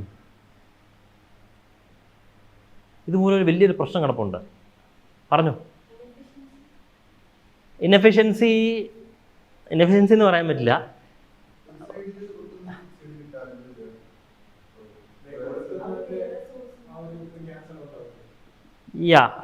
അല്ല, അതിനകത്ത് സോഷ്യൽ ഇഷ്യൂ അല്ല. ഈ ക്രോസ് സബ്സിഡി സോഷ്യൽ കോസ്റ്റിനെ മറച്ചു പിടിക്കുന്നു എന്നാണ് അർത്ഥം. അത് ഗവൺമെൻറ് കൊടുക്കുന്ന സബ്സിഡി അല്ല. അപ്പോൾ നമ്മൾ നോക്കുമ്പോൾ ടിക്കറ്റ് ചീപ്പാണ്, നമുക്ക് യാത്ര ചെയ്യാം. പക്ഷേ ഈ കോസ്റ്റ് ബെയർ ചെയ്യുന്ന വേറൊരു ഇൻഡസ്ട്രി ഉണ്ട്. അത് ഗുഡ്സ് ട്രാഫിക്കിങ്ങാണ്. അത് ഇൻഡയറക്ട്ലി ഈ ടിക്കറ്റ് കുറഞ്ഞ് മേടിച്ചവന് തന്നെ കിട്ടും. കാര്യം അരിയും പച്ചക്കറിയും ട്രാൻസ്പോർട്ട് ചെയ്യുന്നത്, അല്ലെ കോളാണ് ഏറ്റവും കൂടുതൽ റെയിൽവേ ട്രാൻസ്പോർട്ട് ചെയ്യുന്നത് എനർജി ഉൽപ്പാദിപ്പിക്കാൻ വേണ്ടി. അപ്പോൾ കോളിൻ്റെ റേറ്റ് കൂടിപ്പോകും, കാരണം എന്താ, ഫ്ലൈറ്റ് ട്രാൻസ്പോർട്ട് റേറ്റ് കൂടുതലാണ്. അപ്പോൾ കോളിൻ്റെ റേറ്റ് കൂടുതലാണെങ്കിൽ ഇലക്ട്രിസിറ്റി റേറ്റ് കൂടും. അപ്പോൾ ഇലക്ട്രിസിറ്റി റേറ്റ് കൂടുമ്പോൾ അത് അഫോർഡ് ചെയ്യാൻ വീണ്ടും സബ്സിഡി കൊടുക്കേണ്ടി വരും അതിന്. അപ്പോൾ ഇതെവിടെയെങ്കിലുമൊക്കെ ഇത് ടാലി ആയേ പറ്റുള്ളൂ, ഏതെങ്കിലും ഭാഗത്ത് ടാലി ആയേ പറ്റുള്ളൂ. അപ്പം ഈ ക്രോസ് സബ്സിഡി കുറയ്ക്കുക. അപ്പോൾ റെയിൽവേ കാണുന്നൊരു പ്രശ്നം, ഈ ക്രോസ് സബ്സിഡി മൂലം നമ്മുടെ ഫ്ലൈറ്റ് ചാർജസ് കൂടുന്നു. അപ്പോൾ ആൾക്കാർ റെയിൽവേയിൽ നിന്ന് മാറി റോഡ് ട്രാൻസ്പോർട്ട് ഉപയോഗിക്കാൻ തുടങ്ങി. It appears to be more economical. അപ്പോൾ അതുകൊണ്ട് ഈ ക്രോസ് സബ്സിഡി പതുക്കെ ഇഷ്യൂസ് ഉണ്ടാക്കാൻ തുടങ്ങി. നമ്മുടെ ലോജിസ്റ്റിക്സ് കോസ്റ്റ് ഭയങ്കര കൂടുതലാണ്. അതുകൊണ്ട് തന്നെ പുതിയ ഇൻ്റർനാഷണൽ നിക്ഷേപങ്ങളൊക്കെ, കാരണം ഈ ലോജിസ്റ്റിക്സ് പെർഫോമൻസ് ഒക്കെ മെഷർ ചെയ്യുന്ന മെട്രിക്കുകളുണ്ട്. അപ്പോൾ ഇവരെ ഈ കോസ്റ്റ് എല്ലാം നോക്കി അവരോരോ റാങ്കിങ് ഇടും. ആ റാങ്കിങ്ങിനകത്ത് ഇന്ത്യ പുറകോട്ട് പോയിക്കൊണ്ടിരിക്കും. അപ്പം അത് നോക്കിയിട്ടാണ് ഇൻവെസ്റ്റേഴ്സ് വരിക. അവർ നാട്ടിൽ വന്ന് നോക്കത്തൊന്നുമില്ല നിങ്ങളുടെ വില എന്താണെന്നോ ഇതെന്നോ അവർ നോക്കത്തൊന്നുമില്ല. അവർ ഇൻഡെക്സുകൾ നോക്കി പഠിച്ചിട്ടാണ് വരിക. അപ്പോൾ ആ ഇൻഡെക്സുകൾ ഇന്ത്യ പുറകോട്ട് പോകാൻ തുടങ്ങി ഈ ക്രോസ് സബ്സിഡി കാരണം. ഇലക്ട്രിസിറ്റി ബില്ലിലും അതാണ് പ്രശ്നം. ഓക്കെ, ഇൻഡസ്ട്രീസിനൊക്കെ ഭയങ്കരമായിട്ട് ചാർജ് ചെയ്യുന്നു ഇലക്ട്രിസിറ്റി. കാരണം എന്താ, കേരളത്തിലെ അവസ്ഥ വിട്ടേക്കുക. കേരളത്തിൽ അങ്ങനെയൊന്നും ഇല്ല. ഇവിടെ ഇലക്ട്രിസിറ്റി ബില്ലൊക്കെ നല്ല കൂടുതൽ തന്നെയാണ്. തമിഴ്നാട്ടിലോട്ടും കർണാടക അവിടെയൊക്കെ ഫാർമേഴ്സിനൊക്കെ ഇലക്ട്രിസിറ്റി ഫ്രീയാണ്. ഫ്രീയാണ്. എത്ര നേരം വേണമെങ്കിലും മോട്ടർ ഇടാം. നമ്മളിവിടെ മോട്ടർ ഇട്ട് വെള്ളം പോയാൽ അപ്പം തന്നെ നമ്മൾ ടെൻഷൻ അടിച്ച് ഓഫ് ചെയ്യും. കാരണം എന്താ, ഇലക്ട്രിസിറ്റി ബില്ല് കൂടും. അവിടെ ആ പ്രശ്നമൊന്നുമില്ല. അവിടെ എത്ര നേരം വേണ്ടി ഇടാം. So that is cross subsidy. അപ്പോൾ അത് ബാക്ക് ഫയർ ചെയ്യാൻ തുടങ്ങിയിട്ടുണ്ട്. അപ്പോൾ that economic survey mentions about that also. Clear അല്ലേ ആ കൺസെപ്റ്റ്? ഫ്ലൈറ്റ് താരിഫ് ഡിസ്റ്റോർഷൻ ഉണ്ട്. High railway flight tariffs, flight rates exceed road transport. 2023 flight earnings formed 68% of the railways traffic receipts. ഏറ്റവും കൂടുതൽ ഞാൻ പറഞ്ഞ പോലെ തന്നെ കോൾ ട്രാൻസ്പോർട്ടേഷനിലാണ് അത് വന്നിരിക്കുന്നത്. The flight surplus is subsidise the passenger services.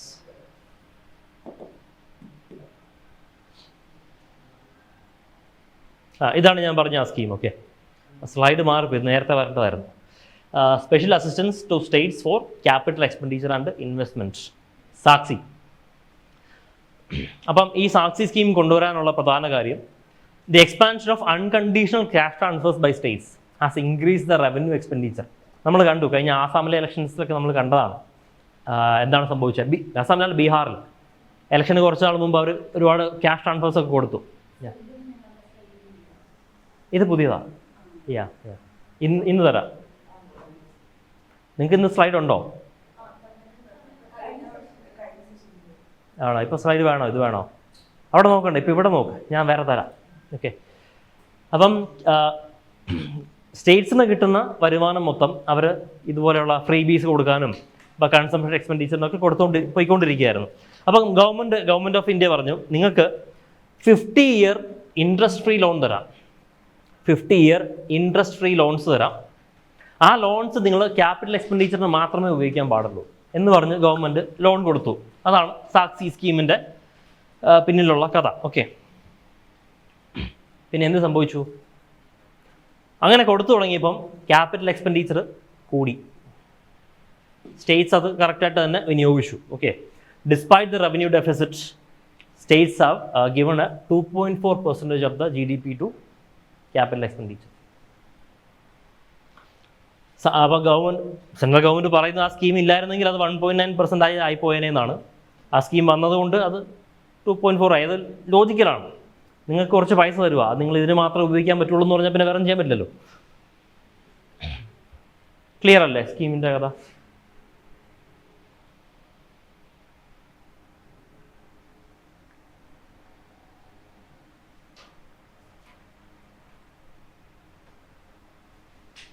ഈ സ്ലൈഡ് കുറച്ച് ജമ്പിൾഡായി പോയിട്ടുണ്ട്. ഓക്കെ, ഇത് പിന്നീട് വരേണ്ട ഒരു സാധനമാണ്. എന്നെ പറയാം, അത് പിന്നെ നിങ്ങൾ ഓർത്താൽ മതി. ഒരു ഫ്രീ AI ഫ്രെയിംവർക്ക്, അതായത് റിസർവ് ബാങ്ക് ഓഫ് ഇന്ത്യ കൊണ്ടുവന്ന ഒരു ഫ്രെയിംവർക്കാണ് ഫ്രീ AI ഫ്രെയിംവർക്ക്. ഓക്കെ, എടുത്തു പറയാൻ കാര്യം ഫ്രീ AI റിസർവ് ബാങ്ക് അങ്ങനത്തെ സാധനങ്ങൾ കൊണ്ടുവരാനുള്ള സാധ്യത വളരെ കുറവാണ്. അതിൽ മോണിറ്ററി ആയിട്ട് ബന്ധപ്പെട്ടൊക്കെയാണ് അവർ കൊണ്ടുവരിക. ഫ്രീ AI ഫ്രെയിംവർക്കിൻ്റെ ഉദ്ദേശം എന്ന് പറഞ്ഞു കഴിഞ്ഞാൽ, റിസർവ് ബാങ്ക് ഓഫ് ഇന്ത്യ കണ്ടു ഇന്ത്യയിൽ AI adoption in the financial sector is not up to the mark. Okay, large ബാങ്കുകളിൽ പിന്നെയും AI അഡോപ്ഷൻ ഉണ്ട്. പക്ഷേ NBFCകളിൽ, കോർപ്പറേറ്റീവ് ബാങ്കുകളിൽ ഒന്നും അധികം AI അഡോപ്ഷൻസ് നടത്തുന്നില്ല. കാരണം AI ഉണ്ടെങ്കിൽ തന്നെ ആൾക്കാരുടെ ജോലിഭാരം കുറയും. അതായത് NPS കണ്ടുപിടിക്കാം, ലെൻഡിങ് ഫീസിബിൾ ആണോ അല്ലേ, ഇതൊക്കെ ഒരുപാട് യൂസ് ഉണ്ടല്ലോ AIക്ക്. അപ്പോൾ അങ്ങനെ ഇന്ത്യൻ ഫിനാൻഷ്യൽ മാർക്കറ്റിൽ AI ആപ്ലിക്കേഷൻ കൂട്ടാൻ വേണ്ടിയിട്ട് RBI കൊണ്ടുവന്ന ഒരു ഫ്രെയിംവർക്കാണ് ഫ്രീ AI ഫ്രെയിംവർക്ക്. ഓക്കെ, ഒന്ന് ഓർത്ത് വെച്ചോളാം.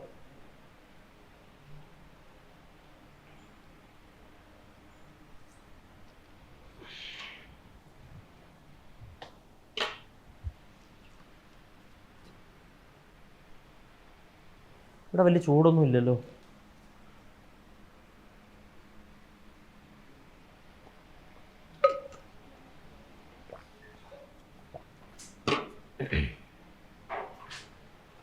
അടുത്ത മോണിറ്ററി പോളിസി ഡെവലപ്മെൻറ്റ്സ് ആണ്.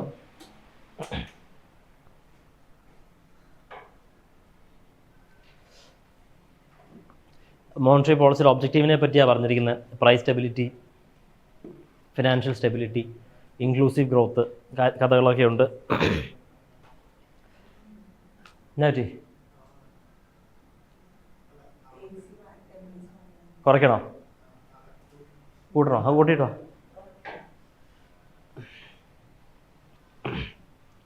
നമുക്കറിയാവുന്ന കഥകൾ തന്നെയാണ്. ഈസിങ് ഇൻഫ്ലേഷൻ, ഇപ്പോൾ ഇൻഫ്ലേഷൻ കുറയുമ്പോൾ മോണിറ്ററി പോളിസി താത്തും, റിപ്പോ റേറ്റ് കുറയും.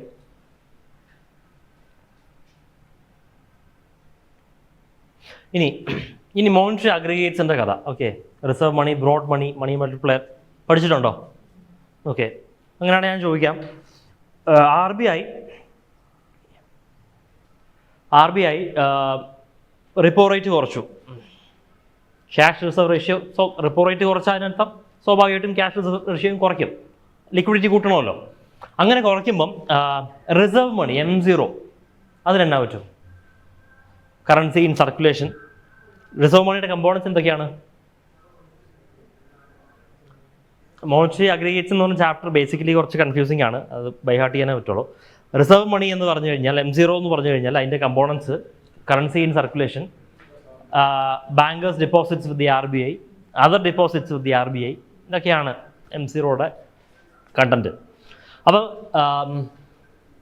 ഇത് കുറച്ച് കഴിഞ്ഞാൽ, എന്താ റിപ്പോ റേറ്റ് കുറച്ച് കഴിഞ്ഞാൽ what will happen to M0? അല്ലേ, കുറച്ചുകൂടെ ഡയറക്റ്റ് പറയാം. CRR, ക്യാഷ് റിസർവ് റേഷ്യോ കുറച്ച് കഴിഞ്ഞാൽ, you know what is cash reserve ratio, right? Bank keeps it with the RBI. അത് കുറച്ച് കഴിഞ്ഞാൽ what will happen to M0?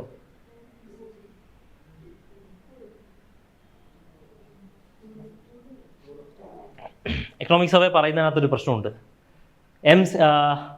Cash reserve ratio കൂട്ടിയപ്പോൾ, കുറച്ചപ്പോൾ M0 കുറഞ്ഞു. സിമ്പിളാണ് എൻ്റെ കഥ. അതായത് 4.9% ആയിരുന്നു M0, 2.9% ആയിട്ട് കുറഞ്ഞു. ഒന്നുമില്ല, സിമ്പിളാണ്. അതിൻ്റെ കോൺസ്റ്റിറ്റ്യൂൻസ് എടുത്തു കഴിഞ്ഞാൽ M0 എന്ന് പറഞ്ഞാൽ എന്താണ്? Currency in circulation. അത് ഇപ്പം RBI റിപ്പോ റേറ്റ് കുറച്ചാൽ പെട്ടെന്ന് കൂടണമെന്നില്ല. അത് മോണിറ്ററി പോളിസി ട്രാൻസ്മിഷൻ എങ്ങനെ ജനങ്ങളിലേക്ക് എത്തുന്നു എന്ന് പോലെ ഇരിക്കും. പെട്ടെന്ന് കൂടുന്നൊരു സാധനമുണ്ട് ഇതിനകത്ത്. CRR കുറച്ച് കഴിഞ്ഞാൽ ബാങ്കേഴ്സ് ഡെപ്പോസിറ്റ് വിത്ത് RBI കുറഞ്ഞില്ലേ? അത് അപ്പം തന്നെ കുറഞ്ഞില്ലേ? ബാങ്കർ അപ്പം തന്നെ അവരുടെ അക്കൗണ്ട്സിലേക്ക് അത് മാറ്റും. അപ്പോൾ M0 ചെയ്യാനാ പറ്റും? കുറയും. അതൊരു ഇതായിട്ട് എക്കണോമിക്സ് എടുത്ത് പറഞ്ഞിട്ടുണ്ട്. ഞാൻ ജസ്റ്റ് നിങ്ങൾക്ക് M0 കൺസെപ്റ്റ് ഒന്ന് പഠിക്കാൻ വേണ്ടി പറഞ്ഞതേ ഉള്ളൂ. ഓക്കെ,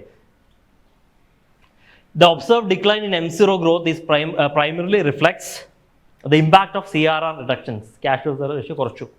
അപ്പോൾ M0യുടെ കമ്പോണൻസ് പഠിച്ചു വയ്ക്കണം. ഓക്കെ, M0, റിസർവ് മണി, മണി മൾട്ടിപ്ലയർ, ഇതെല്ലാം പഠിച്ചു വയ്ക്കുക. മണി മൾട്ടിപ്ലയർ എന്നാ പറ്റും? മണി മൾട്ടിപ്ലയർ പേര് തന്നെയുണ്ട്. കൂടും. മണി സർക്കുലേഷൻ കൂടിയില്ലേ, അപ്പോൾ ആൾക്കാർ കൂടുതൽ ബാങ്ക് ഡിപ്പോസിറ്റ് ചെയ്യും, കൂടുതൽ ലോൺ എടുക്കും. ഇപ്പുറത്തുനിന്ന് ലോൺ എടുക്കുന്ന അപ്പുറത്തെ ബാങ്കിൽ കൊണ്ട് ഡിപ്പോസിറ്റ് ചെയ്യും. മണി മൾട്ടിപ്ലയറിൻ്റെ കഥ അതാണ്, ഞാനത് പറയുന്നില്ല, അത് വേറെ ഡിസ്കസ് ചെയ്യാം.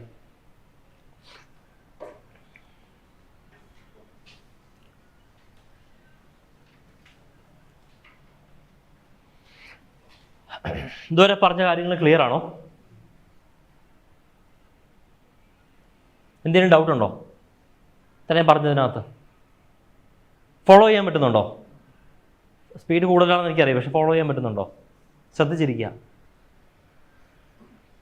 അടുത്ത ഇൻഷുറൻസ് സെക്ടറിനെ പറ്റിയാണ്. ഓക്കെ, ഇൻഷുറൻസ് സെക്ടറിൻ്റെ കുറച്ച് ഡേറ്റ നോക്കാം.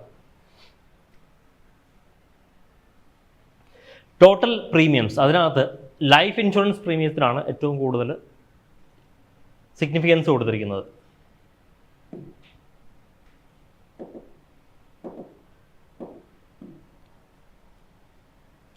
ഓക്കെ, അതായത് നമുക്ക് ജസ്റ്റ് ഒരു ഇൻഷുറൻസ് സെക്ടർ ഡേറ്റ മാത്രം പറയുകയാണ്. ലൈഫ് ഇൻഷുറൻസ് പ്രീമിയംസ് ആണ് നോൺ ലൈഫ് ഇൻഷുറൻസ് പ്രീമിയത്തിനേക്കാൾ കൂടുതൽ നിൽക്കുന്നത്. ഓക്കെ, അതൊന്ന് മനസ്സിലാക്കുക.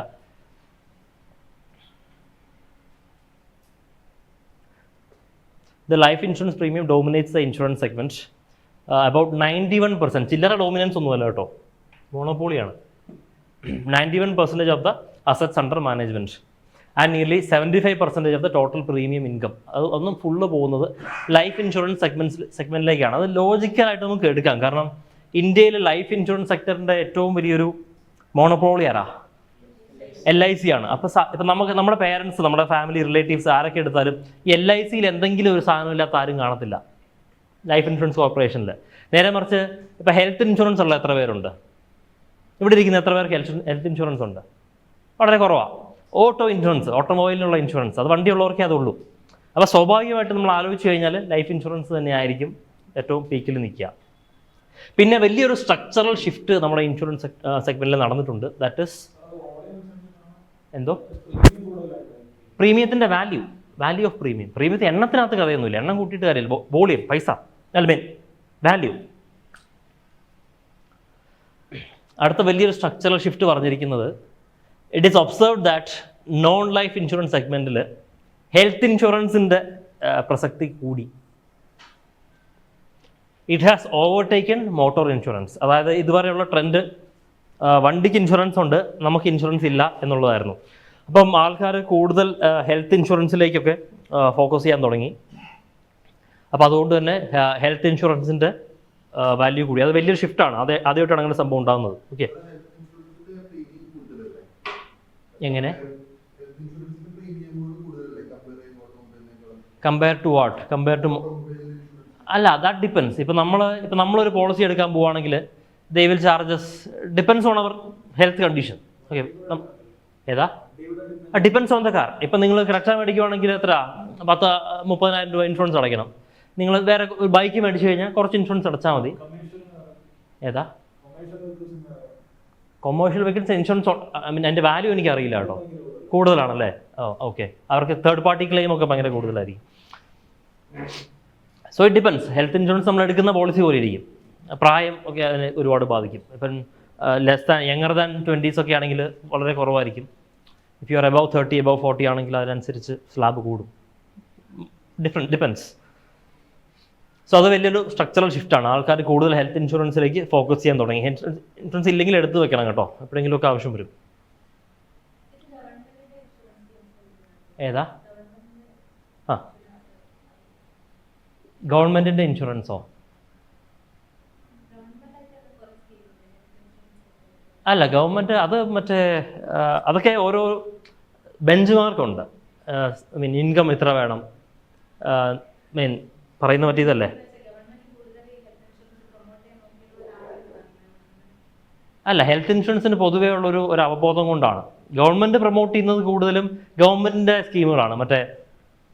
The other one, Ayushman Bharat അതുപോലെയുള്ള സ്കീമുകളൊക്കെയാണ്.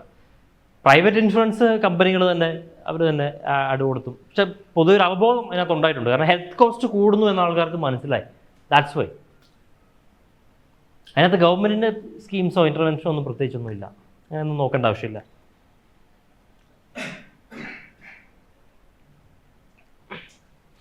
പിന്നെ വന്നിരിക്കുന്ന കുറച്ച് ഇമ്പോർട്ടൻറ്റ് റെഗുലേറ്ററി ഡെവലപ്മെൻറ്റ്സിനെ പറ്റിയാണ്. ഇത് പറഞ്ഞപ്പോഴേ ഞാൻ ഒരു RBI ഫ്രീ AI എന്ന് പറഞ്ഞില്ലേ, ഫ്രീ AI ഇനീഷ്യേറ്റീവ് ഫ്രെയിംവർക്ക്, അത് മനസ്സിലായിരുന്നല്ലോ. അത് ഇവിടെ വരേണ്ട ഒരു സ്ലൈഡായിരുന്നു, അവിടെ ആയിപ്പോയി, സാരമില്ല. സോ RBI ഫ്രീ AI പറ്റി നമ്മൾ പഠിച്ചു. RBI ഓക്കെ, കഥയാണ്, നോക്കണ്ട. പിന്നെ സെക്യൂരിറ്റീസ് മാർക്കറ്റ് കോഡ്. ക്യാപിറ്റൽ മാർക്കറ്റിലേക്ക് വരികയാണെങ്കിൽ മറ്റൊരു റെഗുലേറ്ററി ഡെവലപ്മെൻ്റ് ആണ് സെക്യൂരിറ്റീസ് മാർക്കറ്റ് കോഡ്. ഇതുപോലുള്ള സാധനങ്ങളൊക്കെ UPSCക്ക് കുറച്ച് ഇൻട്രസ്റ്റ് കൂടുതലാണ്. പ്രിലിംസിലൊക്കെ സ്റ്റേറ്റ്മെൻറ്റ് വൈസൊക്കെ വരാറുണ്ട്. ഓക്കെ, സെക്യൂരിറ്റീസ് മാർക്കറ്റ് കോഡ് വലിയ കഥയൊന്നുമില്ല. ഇത് റിപ്പീൽസ് ആൻഡ് റീപ്ലേസസ് കുറച്ചധികം ഇമ്പോർട്ടൻ്റ് ആക്റ്റുകൾ. ഓക്കെ, ഡെപ്പോസിറ്ററീസ് ആക്ട്, അതായത് നിലവിലുള്ള സെബിയുടെ കുറച്ച് ലോസ് എല്ലാം കൂടെ കൺസോളിഡേറ്റ് ചെയ്തിട്ട് ഉണ്ടാക്കിയിരിക്കുന്ന ഒരു സാധനമാണ് സെക്യൂരിറ്റീസ് മാർക്കറ്റ് കോഡ്.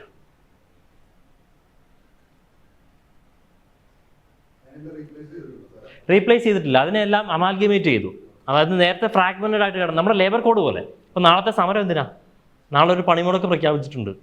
അത് നമ്മുടെ ലേബർ കോഡുകൾക്കെതിരെയാണ്. ഇപ്പോൾ ലേബർ കോഡ് എന്താ ചെയ്തത്? നിലവിലുണ്ടായിരുന്ന കുറേ ഫ്രാഗ്മെൻറ്റഡ് ആയിട്ടുള്ള നിയമങ്ങളൊക്കെ ഒന്നിച്ചു കൊണ്ടുവന്നു. അതുപോലെ തന്നെ സെബിയും ചെയ്തു, ഫ്രാഗ്മെൻറ്റഡ് ആയിട്ട് കിടന്ന സാധനങ്ങളൊക്കെ ഒന്നിച്ചു കൊണ്ടുവന്ന് പുതിയ ഒരു കോഡുണ്ടാക്കി.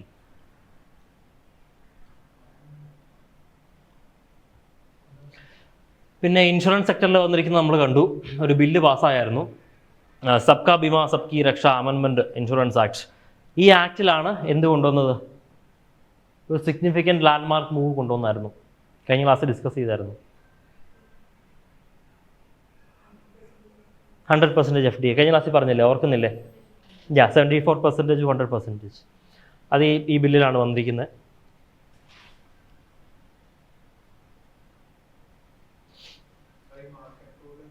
എന്തോ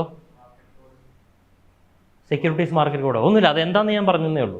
അത് സെബിയുടെ ഫ്രാഗ്മെൻറ്റഡ് ആയിട്ടിരുന്ന ലോസിനേക്ക് ഒന്നിച്ച് കൊണ്ടുവരാനുള്ള ഒരു ഇതാണ്. എക്കണോമിക് സർവേയിൽ ഇത്രേ പറഞ്ഞിട്ടുള്ളൂ, വേറെ കൂടുതലൊന്നും അതിനെപ്പറ്റി പറഞ്ഞിട്ടില്ല. സ്പെസിഫൈ ചെയ്ത് ഓർത്തിരിക്കാൻ പറ്റുവാണെങ്കിൽ ഇപ്പോൾ ഡിപ്പോസിറ്ററീസ് ആക്ട് പറഞ്ഞിട്ടുണ്ട്, സെബി ആക്ട് 1992 എന്ന് പറഞ്ഞിട്ടുണ്ട്, SCRA, I don't exactly remember the full form of this. Details ഇതിലുണ്ട്, സർവേയിലുണ്ട്, അത് വായിച്ചാൽ മതി. ഓക്കെ, അതിൻ്റെ ഡീറ്റെയിൽസിലേക്ക് പോവുകയാണെങ്കിൽ it's out of the scope, നമുക്ക് വേണ്ട. ജസ്റ്റ് ഈ കോഡ് എന്താണെന്ന് മാത്രം അറിഞ്ഞാൽ മതി. It is amalgamating the laws of SEBI. ഇത്രയാണ് പ്രധാന റെഗുലേറ്ററി ഡെവലപ്മെൻറ്റ്സ്.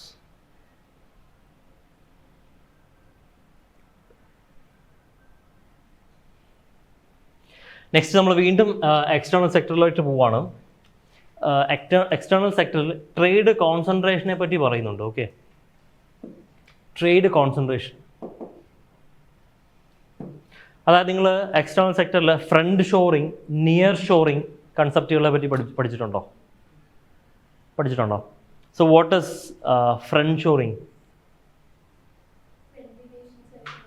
അതായത് ഇപ്പം ഒരു കൺട്രി, ആ കൺട്രിയുമായിട്ട് ഇപ്പം പൊളിറ്റിക്കലി അലൈൻഡ് ആയിട്ടുള്ള മറ്റൊരു കൺട്രി, ഇപ്പം US ഇസ്രായേൽ, ഇന്ത്യ റഷ്യ, ഇതുപോലെയുള്ള ഫ്രണ്ട്സ് ആയിട്ടുള്ള കൺട്രി, അങ്ങോട്ടേക്ക് ഇൻവെസ്റ്റ്മെൻറ്റ്സ് ഭയങ്കരമായിട്ട് മാറുന്നു. ഓക്കെ, അതാണ് ഈ ബ്ലൂ ലൈൻസ് കാണിക്കുന്നത്.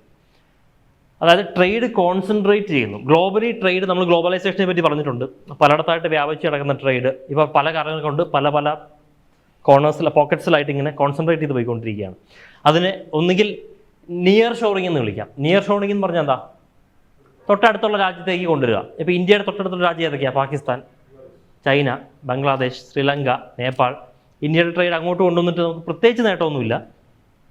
പക്ഷേ ഇപ്പം US-ന് ചെയ്യാം. US കാനഡ നല്ല റിലേഷനാണ്, കാനഡയിലോട്ട് കൊണ്ടുവരാം. പിന്നെ അതുപോലെ വേറെ ഏതാ ഒരു രാജ്യം പറയാൻ പറ്റുക? Gulf countries. Very good. അവർ നല്ലൊരു റീജിയണൽ ഇതാണ്. സോ അപ്പോൾ നിയർ ഷോറിങ്ങിന് വലിയ പ്രസക്തിയൊന്നുമില്ല. കാരണം ഇപ്പം ഒരു രാജ്യം അടുത്തുള്ള രാജ്യത്ത് ആ ട്രേഡിനുള്ള ബെനിഫിറ്റ് ഉണ്ടെങ്കിൽ മാത്രമേ അവിടെ കൊണ്ടുവന്നിട്ട് കാര്യമുള്ളൂ. അവിടെ ആ പ്രൊഡക്ഷൻ കപ്പാസിറ്റി ഒക്കെ വേണം, ഇല്ലെങ്കിൽ കാര്യമില്ല. ഫ്രണ്ട് ഷോറിംഗ് ആണ് കൂടുതലായിട്ടും ട്രേഡ് കോൺസെൻട്രേഷനെ കൂടുതലായിട്ടും നമ്മൾ ബാധിച്ചിരിക്കുന്നത്. ഓക്കെ, അപ്പോൾ ട്രേഡ് കോൺസെൻട്രേഷനകത്ത് നിയർ ഷോറിങ് എന്താണെന്നും ഫ്രണ്ട് ഷോറിങ് എന്താണെന്നും മനസ്സിലാക്കി വയ്ക്കുക. മെയിൻസ് കണ്ടന്റ് ആണ്. ഗ്ലോബൽ ട്രേഡിനെ പറ്റിയുള്ള ചോദ്യം വരാനുള്ള സാധ്യത വളരെ കൂടുതലാണ് ഇപ്രാവശ്യം ഇത്രയും വോളറ്റൈലായിട്ട് നിൽക്കുന്നത് കൊണ്ട്. ഓക്കെ,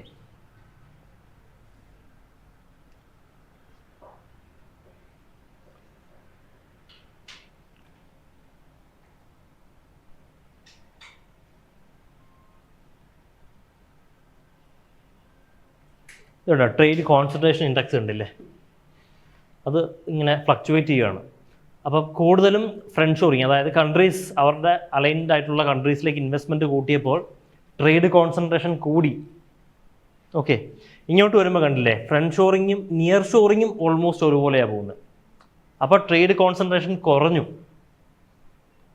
കാരണം എല്ലാം ഒരു സ്ഥലത്തോട്ട് മാത്രമല്ല, ഒരു രാജ്യത്തിന് അടുത്തുള്ള രാജ്യങ്ങളിലേക്കും എല്ലാം ഇൻവെസ്റ്റ്മെൻറ്റ് പോകുന്നുണ്ട്. സോ ട്രേഡ് കോൺസെൻട്രേഷൻ കുറഞ്ഞു. Okay, just trade concentration index, friend shoring, near, ഈ ടേംസ് ഒക്കെ ഒന്ന് ഓർത്ത് വയ്ക്കുക. ഇത് പ്രിലിംസിനൊന്നും വലിയ സിഗ്നിഫിക്കൻസ് ഒന്നും ഇല്ല. ജസ്റ്റ് ആ ടേംസ് ഒക്കെ ഒന്ന് ഓർത്ത് വെച്ചാൽ മെയിൻസിന് വാല്യൂ ആഡഡ് പോയിന്റ്സ് ആയിട്ട് കയറ്റാം. ഓക്കെ,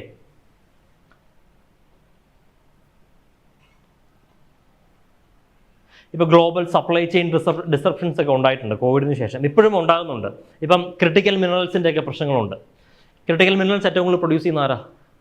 ചൈനയാണ്. അപ്പോൾ ചൈന കുറച്ചാൾ മുമ്പ് ഗാലിയം, ജർമേനിയം ഇതുപോലത്തെ സാധനങ്ങൾക്ക് സാങ്ഷൻസ് വെച്ചിരുന്നു. അപ്പോൾ അതൊരു സപ്ലൈ ചെയിൻ ബോട്ടിലേക്കാണ്.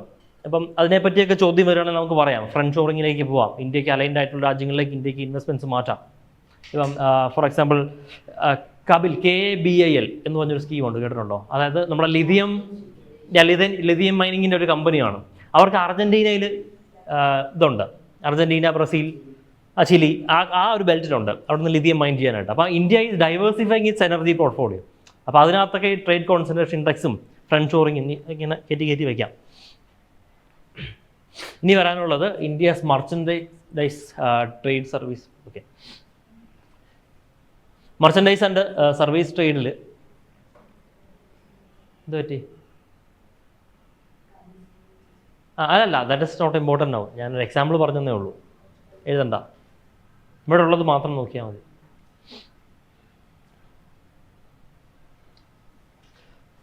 അപ്പം മർച്ചൻഡൈസ് ആൻഡ് സർവീസ് ട്രേഡിൽ you can see that imports ആണ് എപ്പോഴും കൂടുതൽ. നമ്മൾ പല പ്രാവശ്യം പറഞ്ഞ കഥ തന്നെയാണ്, ഇമ്പോർട്ട്സ് ആണ് എപ്പോഴും കൂടുതൽ.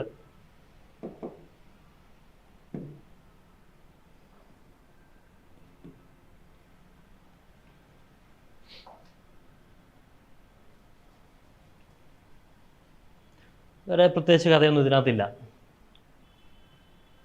ഇന്ത്യ ഇത് കാണിക്കുന്നത് നമ്മൾ എപ്പോഴും ഒരു ട്രേഡ് ഡെഫിസിറ്റ് തന്നെയാണ് പോകുന്നത് എന്നാണ്. ഓക്കെ, നമ്മൾ നേരത്തെ പറഞ്ഞ പോലെ തന്നെ service trade is always offsetting our merchandise trade balance.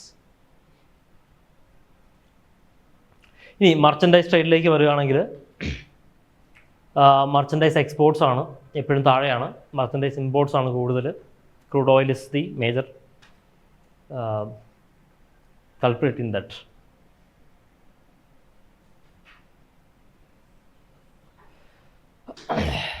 ഇനി അടുത്ത export performance of PLI sectors. എന്താണ് PLI സെക്ടേഴ്സ്? അപ്പം ഗവൺമെൻറ് ഓഫ് ഇന്ത്യ മാനുഫാക്ചറിങ് കൂട്ടാൻ വേണ്ടിയിട്ട് ഒരു ലാൻഡ്മാർക്ക് ഒരു സ്കീം കൊണ്ടുവന്നു, പ്രൊഡക്ഷൻ ലിങ്ക്ഡ് ഇൻസെൻറ്റീവ്. അത് ഭയങ്കര സക്സസ്ഫുൾ ആയിരുന്നു. ഓക്കെ, അപ്പോൾ ആ PLI സെക്ടേഴ്സിൻ്റെ പെർഫോമൻസ് ആണ് ഇവിടെ കാണിച്ചിരിക്കുന്നത്.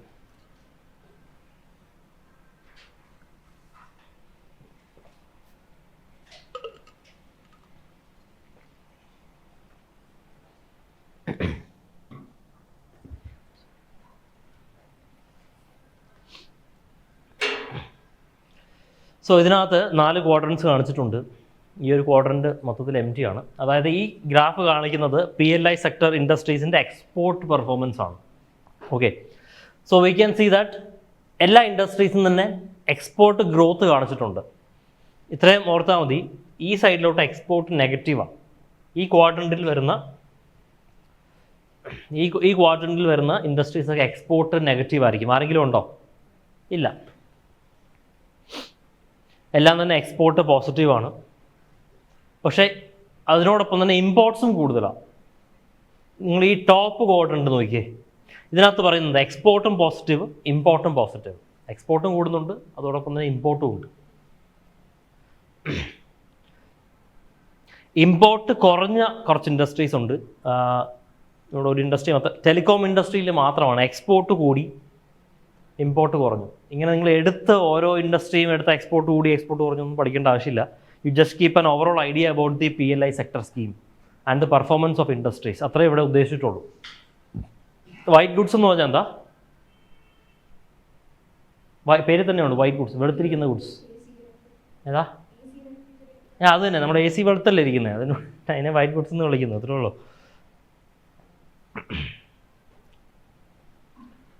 ACC advanced chemistry cell battery ആണ് കേട്ടോ ACC. അതൊന്നുമില്ല, നമ്മുടെ ലിഥിയം അയൺ ബാറ്ററീസിൻ്റെ ഒക്കെ ഒരു അഡ്വാൻസ്ഡ് ഫോം. That's it. ഇതിനകത്ത് നോക്കേണ്ട 1-2 സാധനങ്ങളുണ്ട്. ചിലപ്പോൾ ചോദിക്കാം, കുറച്ച് ലിസ്റ്റ് ചെയ്തിട്ട് ഏതൊക്കെയാണ് എക്സ്പോർട്ട് കൂടിയത് എന്നൊക്കെ ചോദിക്കാം. Look at drones. ഇതൊരു പുതിയ ഇൻഡസ്ട്രിയാണ്, നമ്മൾ അധികം കേട്ടിട്ടില്ലാത്ത ഇൻഡസ്ട്രി. അപ്പോൾ ഡ്രോൺസിൻ്റെ പ്രൊഡക്ഷൻ കൂടി, ഒരുപാട് സ്റ്റാർട്ടപ്പുകളൊക്കെ വന്നിട്ടുണ്ട്. ഡ്രോൺസിൻ്റെ എക്സ്പോർട്ടും കൂടുന്നതായിട്ടാണ് കാണുന്നത്.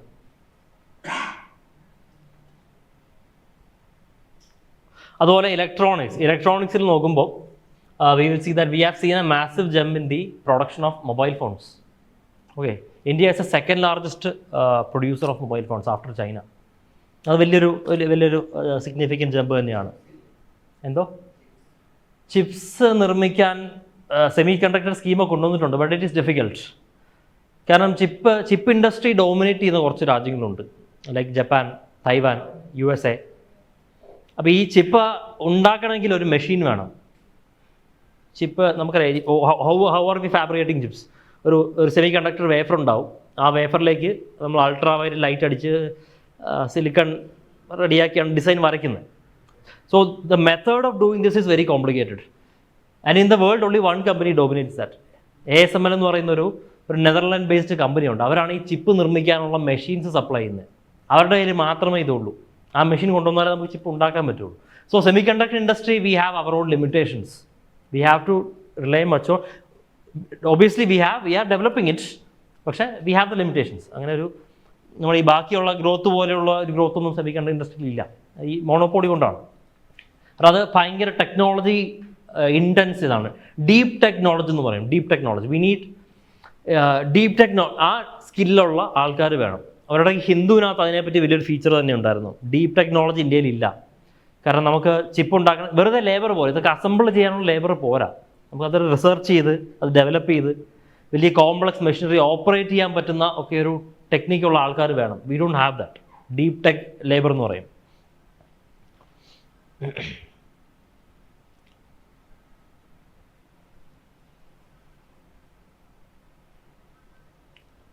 ഇതും നേരത്തെ പറഞ്ഞ കഥ തന്നെയാണ്. Service state performance. Service state is always in A surplus. ഇനി ഇതിനകത്ത് നിങ്ങൾ നോക്കേണ്ട മറ്റൊരു ഇമ്പോർട്ടൻ്റ് കാര്യമുണ്ട്. നമ്മൾ ഇത്രയും നേരം പറഞ്ഞ എന്താ? സർവീസ് സ്റ്റേറ്റ് സർപ്ലസ് ആണെന്ന് പാടിക്കൊണ്ട് നമ്മളിരുന്നു. സർവീസ് എക്സ്പോർട്സിനെ പറ്റി നമ്മൾ പറയുന്നുള്ളായിരുന്നു. സർവീസ് ഇമ്പോർട്ട്സ് ഉണ്ട്, കൂടുന്നുണ്ട്. സർവീസ് എക്സ്പോർട്സ് കൂടുമ്പോൾ തന്നെ സർവീസ് ഇമ്പോർട്ട്സ് നമുക്ക് കൂടുന്നുണ്ട്. Okay, service imports can be anything. ഇപ്പം അത് ഇന്ന സാധനം വേണമെന്നൊന്നുമില്ല. ഇപ്പം നമ്മൾ പുറത്തെ ഏതെങ്കിലും ഒരു കോഴ്സിന് സബ്സ്ക്രൈബ് ചെയ്താൽ പോലും അത് സർവീസ് ഇമ്പോർട്ടായി. അല്ലെങ്കിൽ നമ്മൾ ഇന്ത്യക്കാർ ഫോറിനിൽ ടൂറിസത്തിന് പോയി. ഇപ്പോൾ ഇന്ത്യക്കാർ കുറച്ച് പേര് തായ്ലൻഡിൽ പോയി. അത് സർവീസ് ഇമ്പോർട്ടാണ്. Because our money is going there and we are taking their service. Foreigners നാട്ടിൽ വന്നു, ഇവിടെ സ്പെൻഡ് ചെയ്തു. That is service export. അപ്പോൾ അങ്ങനത്തെ ചെറിയ കളികളൊക്കെ ഇതിനകത്തുണ്ട്. സോ സർവീസ് ഇമ്പോർട്ട്സും കൂടി വരുന്നുണ്ട്. ഓക്കെ,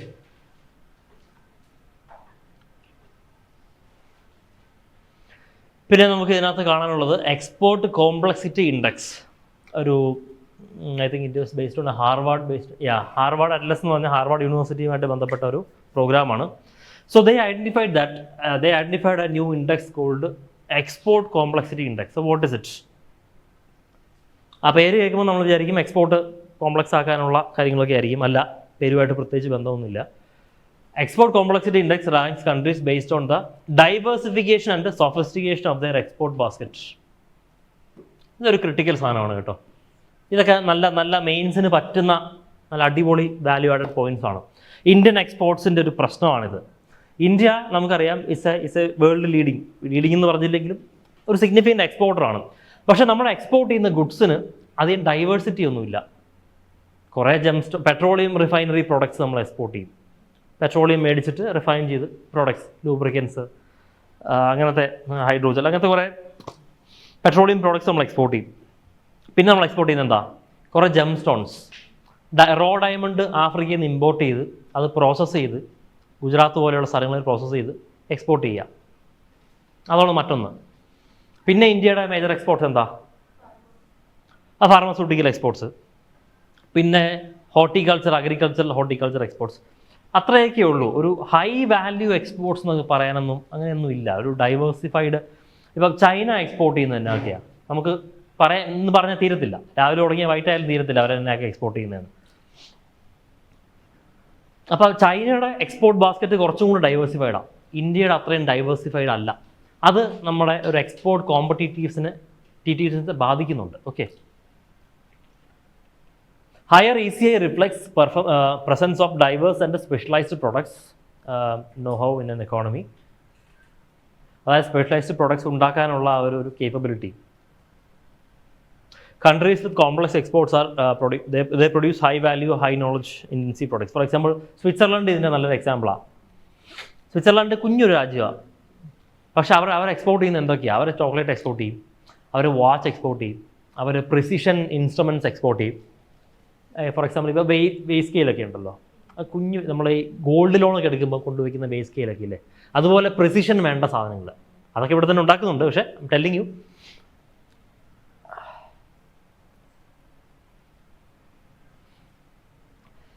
സോ അങ്ങനെ ഒരു ഡൈവേഴ്സിഫൈഡ് എക്സ്പോർട്ട് ബാസ്ക്കറ്റ് ഇന്ത്യക്ക് ഇല്ല എന്നാണ് സർവേ പറയുന്നത്. അപ്പോൾ അങ്ങനെ ഈ എക്സ്പോർട്ട് കോമ്പറ്റീറ്റീവ് ഇൻഡെക്സിൽ ഇന്ത്യ പുറകോട്ടാണ്. India ranks 44th out of 145 countries in the export complexity index. അത് ഇറക്കുന്നവരെ ഹാർവർഡ് അറ്റ്ലസ് എന്ന് പറയുന്ന ഒരു ഇൻസ്റ്റിറ്റ്യൂട്ടാണ്. നമ്മുടെ ഹാർവർഡ് യൂണിവേഴ്സിറ്റിയുമായിട്ട് ബന്ധപ്പെട്ട് കിടക്കുന്ന ഒരു ഇൻസ്റ്റിറ്റ്യൂട്ടാണ്. This marks an improvement from 57th position in 2013. However, ഇതാണ് important. Okay, India's ranking has stagnated since 2019. 2013 ശേഷം ഇന്ത്യയുടെ എക്സ്പോർട്ട് ബാസ്ക്കറ്റ് കമ്പാരിറ്റീവ്ലി ഡൈവേഴ്സിഫൈ ചെയ്തിട്ടുണ്ട്. പക്ഷേ 2019 ശേഷം വലിയ ഡൈവേഴ്സിഫിക്കേഷൻ ഒന്നും വന്നിട്ടില്ല. നമ്മളുള്ള സാധനം തന്നെ പിന്നെയും എക്സ്പോർട്ട് ചെയ്തുകൊണ്ടിരിക്കുകയാണ്. കണ്ടില്ല, ഏറ്റവും കൂടുതൽ നമ്മുടെ എക്സ്പോർട്ട് ബാസ്ക്കറ്റിൽ വരുന്നത് ഒന്ന് refined petroleum products, diamond and jewellery, packaged medicines, rice and other low to medium complexity goods. ഇതിനകത്ത് ഹൈ വാല്യൂ എക്സ്പോർട്ട്സ് എന്ന് പറയാനായിട്ട് നമുക്ക് പറയാം ഡയമണ്ട്, ജ്വല്ലറി ഉണ്ട്. പെട്രോളിയം പ്രൊഡക്ട്സ് ഇത്ര ഹൈ വാല്യൂ എന്നൊന്നും പറയാൻ പറ്റില്ല. അപ്പം അങ്ങനെ ഡൈവേഴ്സിഫൈ ചെയ്താൽ ഇന്ത്യക്ക് കുറച്ചും കൂടെ എക്സ്പോർട്ട് കോമ്പറ്റീറ്റീവ്നെസ് കിട്ടും എന്നാണ് പറയുക. Next coming to India's current account balance. നമ്മൾ നേരത്തെ കണ്ട സാധനം തന്നെയാണ്. നേരത്തെ കാണാത്ത ഒരു കാര്യം ഞാൻ പറയാം. ഈ വയലറ്റ് ഇൻഡിക്കേറ്റർ കണ്ടോ? ഈ violet indicator, this shows net income. Okay, net income. അപ്പം നമുക്ക് നേരത്തെ അറിയാം മർച്ചൻഡൈസ് ട്രേഡ് ഡെഫിസിറ്റാണ് എപ്പോഴും ഉള്ളത്. നെറ്റ് സർവീസസ് എപ്പോഴും സർപ്ലസിലാണ്. നെറ്റ് ട്രാൻസ്ഫേഴ്സും സർപ്ലസിലാണ്. അതെല്ലാം മനസ്സിലാക്കി വയ്ക്കുക. ഈ നെറ്റ് ട്രാൻസ്ഫേഴ്സ് എന്ന് പറയുന്നത് എന്താണ്? നമ്മുടെ റെമിറ്റൻസസ്, പൈസ ഇങ്ങോട്ട് കിട്ടുന്ന, അതിലെല്ലാം സർപ്ലസിലാണ്. ഇവിടെ ഒരു അനോമലി നിങ്ങൾ ശ്രദ്ധിക്കേണ്ടത്, ഇവിടെ കറണ്ട് അക്കൗണ്ട് സർപ്ലസിൽ വന്നിട്ടുണ്ട്. Okay, that means we exported more than we imported. ചെറിയൊരു അപൂർവം നടക്കുന്ന ചില സംഭവങ്ങളാണ്. അവിടെയും നമ്മുടെ ഇൻകം നെഗറ്റീവാണ്. വൈ? ഇത് ഡയറക്റ്റ് ക്വസ്റ്റ്യൻ പൊട്ടൻഷ്യൽ സാധനമൊന്നുമല്ല. I'm just giving you an idea on how to think. Our current account balance is positive, but still our net income is not becoming positive. Net income, നമ്മുടെ ആ topic, national income എന്ന് പറയുന്ന topic, net income എന്ന് പറഞ്ഞാൽ എന്താ? ഇന്ത്യയിലേക്ക് വരുന്ന income, അതുപോലെ തന്നെ ഇന്ത്യയിൽ നിന്ന് പോകുന്ന ഇൻകം, അതെല്ലാം നമ്മൾ കണക്കാക്കണം. അപ്പോൾ ഇവിടെ ഇത് പറയുന്ന ട്രേഡിനെ പറ്റി മാത്രമാണ്. പക്ഷേ ഇൻകം എന്ന് പറഞ്ഞാൽ എന്താ? നമ്മുടെ ക്യാപിറ്റൽ മാർക്കറ്റിൽ ഫോറിൻ ഡയറക്റ്റ് ഇൻവെസ്റ്റേഴ്സ് വരും, ഫോറിൻ പോർട്ട്ഫോളിയോ ഇൻവെസ്റ്റേഴ്സ് വരും. അവരെല്ലാം നമുക്ക് അസറ്റാണോ ലയബിലിറ്റി ആണോ? They are a liability. കാരണം we have to give it them back. നമ്മൾ ബാങ്കിൽ ഡെപ്പോസിറ്റ് കൊണ്ടിട്ടാൽ deposit accepted liability to the bank. The bank has to give us interest. അപ്പോൾ ഈ ഫോറിൻ പോർട്ട്ഫോളിയോയും ഫോറിൻ ഡയറക്റ്റുകാരും നമുക്കൊരു ലയബിലിറ്റിയാണ്. They will take our income from the country. ലാഭം അവർ കൊണ്ടുപോകും. അതുപോലെ തന്നെ ഇന്ത്യക്ക് പുറത്തുമുണ്ട്. ഔട്ട് ഗോയിങ് FDI എന്ന് പറയും, അത് കാണും നമ്മൾ, അവിടെ നിന്നും ഇൻകം കിട്ടും. അപ്പോൾ ഇതിൻ്റെ എല്ലാം കൂടെ ഒരു ടാലി എടുക്കുമ്പം, നെറ്റ് എടുക്കുമ്പം നമുക്ക് വരുമാനം നഷ്ടം തന്നെയാണ്. Okay, so net income is still negative. Net income positive ആയിരുന്നെങ്കിൽ India would have been a trade surplus country, capital surplus country. നമ്മൾ ജർമ്മനി, സിംഗപ്പൂരൊക്കെ പോലെ ആയനെ. അങ്ങനെ ആവണമെങ്കിൽ ഈ നെറ്റ് ഇൻകം പോസിറ്റീവ് ആവണം. അങ്ങനെ പോസിറ്റീവായ രാജ്യങ്ങളെ പറ്റിയൊക്കെ നമ്മൾ പറഞ്ഞായിരുന്നു. ഏതൊക്കെയാണ് ഇപ്പോൾ പറഞ്ഞോളൂ, Germany, Singapore. So the next topic is outward foreign direct investment. എന്താണ് ഔട്ട്വേർഡ് FDI? കൺഫ്യൂസ് ആവാൻ സാധ്യതയുള്ള ടോപ്പിക്കാണ്. ഔട്ട്വേർഡ് FDI എന്താ? ഇന്ത്യൻ ഇൻവെസ്റ്റേഴ്സ് പുറം രാജ്യങ്ങളിൽ പോയി ഇൻവെസ്റ്റ് ചെയ്യുന്നു. അത് ഇന്ത്യക്ക് നല്ലതാണോ ചീത്തയാണോ? എന്തുകൊണ്ടാണ് നല്ലതാവുന്നത്? അവിടെ നിന്ന് ഇൻകം ഇന്ത്യയിലോട്ട് കൊണ്ടുവരും. മാത്രമല്ല, ഇത് സിഗ്നിഫൈ ചെയ്യുന്ന വേറൊരു കാര്യമുണ്ട്. സർവേ പറയുന്നത് ഇവിടെ ഉള്ളൊരു സാധനം പുറത്ത് കൊണ്ടുപോയി ഇൻവെസ്റ്റ് ചെയ്യണമെങ്കിൽ ഇവിടെ അത്യാവശ്യം ക്യാപിറ്റൽ എസ്റ്റാബ്ലിഷ്മെൻറ്റ് ഉള്ളവർക്കേ അത് ചെയ്യാൻ പറ്റുള്ളൂ. Okay, so outward foreign direct investment എന്ന് പറഞ്ഞു കഴിഞ്ഞാൽ domestic firms investing in or acquiring assets abroad. Okay, they might give us income or not. ഇപ്പോൾ ടാറ്റയ്ക്കൊക്കെ ഉണ്ട്, UK നല്ല ഫുഡ് ഹോൾഡ് ഉണ്ട് അവിടെ. It indicates maturity and strength of the domestic enterprises. വീണ്ടും മെയിൻസ് വാല്യൂ അഡീഷൻ പോയിൻ്റാണ്. Domestic capital market ഇൻഡസ്ട്രിയുടെ ഒരു റെസീലിയൻസിനെ കാണിക്കുന്നതാണ്. നമ്മുടെ ഔട്ട്വേർഡ് ഇത് കൂടുന്നു, ഔട്ട്വേർഡ് FDI കൂടുന്നു. പ്രത്യേകിച്ചും ഓവറോൾ ഡെവലപ്പിംഗ് എക്കണോമീസിന് എല്ലാവരുടെയും തന്നെ കൂടുന്നുണ്ട്. ഓക്കെ,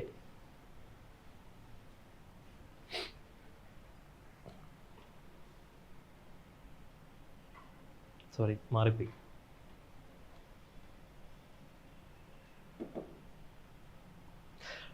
ഡെവലപ്പിംഗ് എക്കണോമീസിൻ്റെ 2020 നോക്കണ്ട, ഇറ്റ് ഈസ് ആൻ അനോമലി. എപ്പോഴും കോവിഡിൻ്റെ ടൈമാണ്. അത് കഴിഞ്ഞ് കഴിഞ്ഞാൽ we had a comparatively increasing outward FDI. India has a better position in this. Okay, ഇന്ത്യയുടെ ഔട്ട്വേർഡ് FDI കൂടുതലാണ്. ഡെവലപ്പിംഗ് കൺട്രീസിൻ്റെ കൂടി വന്നിരുന്നു. But after 2020 we seen a decline, again a decline. Hopefully it will rise soon. Advance developing കൺട്രീസിൻ്റെയും outward FDI കൂടുന്നുണ്ട്. Why? നമ്മൾ കഴിഞ്ഞ ക്ലാസ്സിൽ കണ്ടത് എന്താ? ഗ്ലോബൽ FDI കുറയുന്നു എന്നാണ് നമ്മൾ കഴിഞ്ഞ ക്ലാസ്സിൽ കണ്ടത്. ഓക്കെ, ഗ്ലോബൽ FDI 11% കുറഞ്ഞു എന്നാണ് മറ്റേ ട്രേഡ് കോമ്പറ്റീറ്റീവ് ഇൻഡെക്സ് അവർ പറയുന്നത്, UNCTAD-യുടെ. ഈ ഡെവലപ്ഡ് എക്കണോമീസിന് ഔട്ട്വേർഡ് FDI കൂടാനുള്ള മറ്റൊരു കാര്യം AI ഇൻവെസ്റ്റ്മെൻറ്റാണ്. ഞാൻ പല പ്രാവശ്യം പറയായിരുന്നു കഴിഞ്ഞ ക്ലാസ്സിൽ. ഒരു വലിയൊരു വാല്യൂ ആഡഡ് പോയിൻ്റാണ് AI ഇൻവെസ്റ്റ്മെൻറ്റ്. അതിലേക്ക് ഒരുപാട് കൺട്രീസ് ഇൻവെസ്റ്റ് ചെയ്യുന്നുണ്ട്, പ്രധാനമായിട്ടും USA-യിലേക്ക്. എല്ലാ രാജ്യങ്ങളുടെയും FDI കുറഞ്ഞപ്പോൾ US-ൻ്റെ മാത്രം കൂടി. കാരണം എന്താ? AI investments.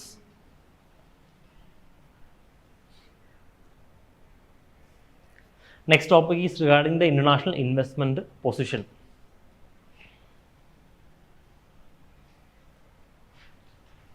The net international investment position reflects a country's net external assets or liabilities. എല്ലാം പെടും കേട്ടോ. ഒരു രാജ്യത്തിൻ്റെ ഇൻവെസ്റ്റ്മെൻറ്റ് പൊസിഷൻ എന്ന് പറഞ്ഞു കഴിഞ്ഞാൽ ആ രാജ്യത്തിൻ്റെ ടോട്ടൽ ക്യാപിറ്റൽ ഇൻവെസ്റ്റ്മെൻറ്റ്, അത് ബോറോയിങ്സ് ആവാം, ക്യാപിറ്റൽ ഇൻവെസ്റ്റ്മെൻ്റ് ആവാം, അതായത് ഇൻവെസ്റ്റ് ചെയ്യുക, പണം എടുത്ത് അങ്ങോട്ട് കൊണ്ട് ഇൻവെസ്റ്റ് ചെയ്യുക, ഇതെല്ലാം കൂടെ ചേർക്കുന്നതാണ് ഒരു രാജ്യത്തിൻ്റെ ഇൻവെസ്റ്റ്മെൻറ്റ് പൊസിഷൻ. ഉറങ്ങിപ്പോയോ? ഓക്കെ, ഒരു രാജ്യത്തിൻ്റെ investment position. So over the past decade, the NIIP has reshaped the global external wealth. Okay, Germany became the world's largest creditor nation. We know that, overtaking Japan. നമുക്ക് പ്രസക്തിയുള്ളതല്ല. Just keep an idea about the international investment position.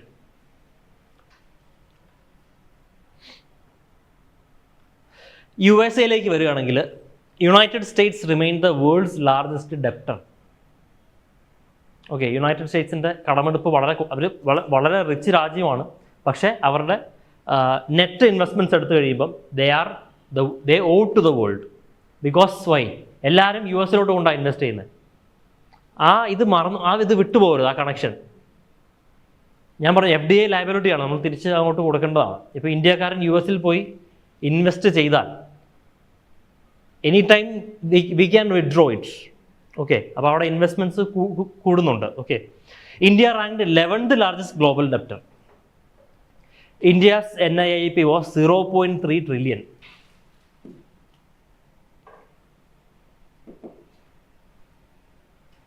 ഇത് ഞാൻ ഇപ്പോഴും പറയുന്നത് ഇത് ഇന്ത്യയുടെ ഡെപ്റ്റ് അല്ല, ഇന്ത്യയുടെ external ഡെപ്റ്റ് എത്രയാ? വലിയ കൂടുതലൊന്നുമില്ല. It is something around 700 billion. നമ്മുടെ എലോൺ മസ്കിൻ്റെ നെറ്റ്വർത്തിൻ്റെ എത്രയൊക്കെ ഉള്ളൂ? 750 ബില്യൺ ആണ്. 0.7 ട്രില്യൺ ഒക്കെയാണ്. 1000 ബില്യൺ ആണ് ഒരു ട്രില്യൺ. 0.7 ട്രില്യൺ ഒക്കെയാണ് ഇന്ത്യയുടെ എക്സ്റ്റേണൽ ഡെപ്റ്റ്. ഇന്ത്യയുടെ നെറ്റ് ഇൻവെസ്റ്റ്മെൻറ്റ് പൊസിഷൻ എന്ന് പറയുന്നത് ഇറ്റ് ഇസ് 0.3 ട്രില്യൺ. വൈ? ഡെപ്റ്റ് മാത്രമല്ല ഇതിനകത്ത് കണക്കാക്കുന്നത്, നമ്മുടെ എക്സ്റ്റേണൽ ഇൻവെസ്റ്റ്മെൻറ്റ്സ് കൂടുന്നു. ഓക്കെ, നമുക്ക് ഇന്ത്യയിൽ മാത്രമല്ല ഇൻവെസ്റ്റ്മെൻ്റ് ഉള്ള, ഇന്ത്യക്കാർ പുറത്തു പോയി ഇൻവെസ്റ്റ് ചെയ്യുന്നുണ്ട്, പുറത്തുനിന്നുള്ളവർ ഇന്ത്യയിൽ വന്ന് ഇൻവെസ്റ്റ് ചെയ്യുന്നുണ്ട്. ഇതിൻ്റെ എല്ലാം ഒരു ഡിഫറൻസ് ആണ് നെറ്റ് എന്ന് പറയുന്നത്. Okay,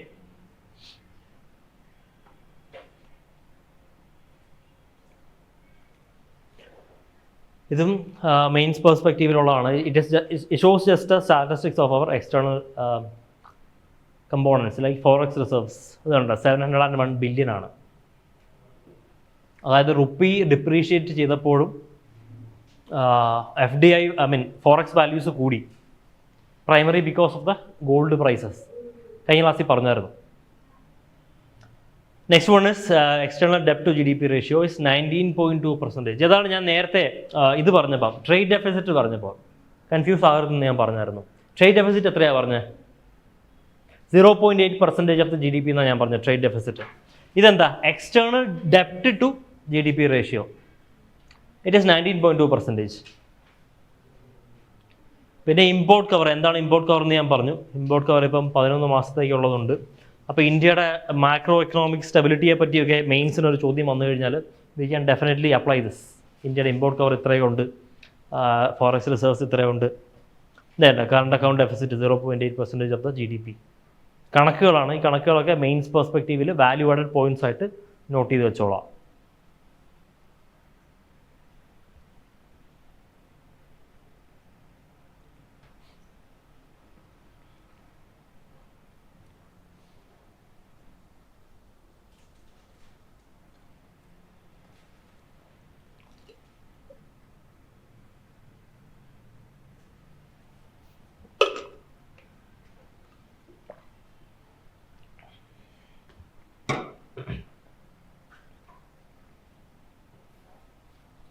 Our next topic is terms of trade. ഈ ടോപ്പിക്കൊക്കെ നമ്മൾ നേരത്തെ പറഞ്ഞ ഒരു ടോപ്പിക്, അതായത് മാനുഫാക്ചറിങ് ഇൻഡസ്ട്രിയുടെ ഉണ്ടാകുന്ന വിലക്കയറ്റത്തിലെ ഡ്രോബാക്ക്. മാനുഫാക്ചറിങ് ഇൻഡസ്ട്രിയിൽ അധികം വിലക്കയറ്റം ഉണ്ടാകുന്നില്ല എന്ന് ഞാൻ പറഞ്ഞിരുന്നു ഒരു ടോപ്പിക്കിൽ. അത് ഏത് ടോപ്പിക്കായിരുന്നു? മാനുഫാക്ചറിങ് ഇൻഡസ്ട്രിയുടെ GDP share of nominal GDP real GDP നോക്കിയപ്പോൾ ഓർക്കുന്നില്ലേ? അതുമായിട്ടൊക്കെ ബന്ധപ്പെട്ട് നിൽക്കുന്ന ടോപ്പിക്കാണ് ടേംസ് ഓഫ് ട്രേഡ് എന്ന് പറയുന്ന ഒരു സാധനം എക്കണോമിക് സർവേയിൽ പറഞ്ഞിട്ടുണ്ട്. കുറച്ച് കോംപ്ലിക്കേറ്റഡ് ആണെന്ന് ചോദിച്ചാലാണ്, കൺസെപ്റ്റ് അറിയെങ്കിലല്ല. GDP ഡിഫ്ലേറ്റർ എന്താണെന്ന് അറിയോ? What is GDP deflator? Nominal GDP by real GDP into 100. അതാണ് അതിൻ്റെ formula. What does it indicate? Inflation, rise in prices of an industry. അപ്പോൾ അഗ്രികൾച്ചറിൻ്റെ GDP ഡിഫ്ലേറ്റർ കൂടുതലാണെന്ന് പറഞ്ഞാൽ എന്താണ് അർത്ഥം? The prices in agriculture is going high. Manufacturing സെക്ടറിന് GDP deflator കുറയുക എന്ന് പറഞ്ഞാൽ പ്രൈസസ് ആർ ഗോയിങ് ഡൗൺ. ഞാൻ ഇനിയിപ്പോൾ ഇതിൻ്റെ റേഷ്യോ എടുക്കുക. Okay, ratio of GDP deflator of manufacturing to agriculture.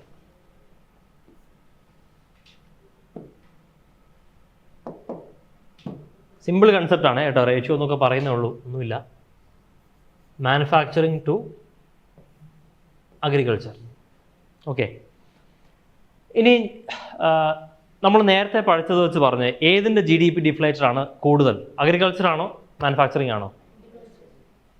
ഏതാ? അഗ്രികൾച്ചർ. യെസ്. അപ്പം അഗ്രികൾച്ചറിൻ്റെ GDP ഡിഫ്ലേറ്റർ ആണ് കൂടുതൽ, മാനുഫാക്ചറിങ്ങിൻ്റെ കുറവാണ്. ഓക്കെ, അപ്പോൾ ഇതിൻ്റെ ഒരു റേഷ്യോ എടുത്തു കഴിഞ്ഞാൽ will it be higher than 1 or less than 1? Basic maths, denominator കൂടുതലാണ്. So agriculture GDP deflator is higher than manufacturing deflator. ഇതിൻ്റെ റേഷ്യോ എടുക്കുമ്പം ഇറ്റ് ഇസ് ലെസ് ദാൻ 1. ഇത്രയും മനസ്സിലായില്ല എല്ലാവർക്കും? ഈസി അല്ലേ? ഇനി ഇത് വായിച്ചാൽ മതി. ഇതിനെയാണ് നമ്മൾ ടേംസ് ഓഫ് ട്രേഡ് എന്ന് പറയുക. Terms of trade, we are comparing one industry to the other. So terms of trade നമ്മളിപ്പോൾ കണ്ടത് terms of trade of manufacturing to agriculture. പിന്നെ നമ്മൾ കാണാൻ പോകുന്നത് terms of trade from manufacturing to services. ഇത്രേ ഉള്ളൂ കഥ, വളരെ സിമ്പിളാണ്. The terms of trade of manufacturing sector has progressively declined with respect to agriculture and services. നേരത്തെ പറഞ്ഞ കഥ തന്നെ, മാനുഫാക്ചറിങ്ങിൻ്റെ റേറ്റ് കുറയുന്നു. The manufacturing agriculture deflator ratio shows how manufacturing prices move relative to agriculture. A ratio greater than 1 implies better terms of trade for manufacturing. അതായത് ഇത് greater than 1 ആയിരുന്നെങ്കിലോ?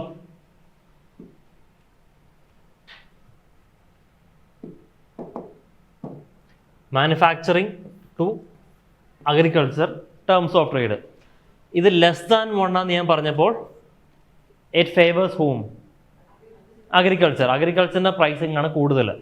Greater than 1 ആണെങ്കിൽ numerator ആണല്ലോ കൂടുതൽ. It will favour whom? Manufacturing. So a ratio greater than 1 implies better terms of trade for manufacturing.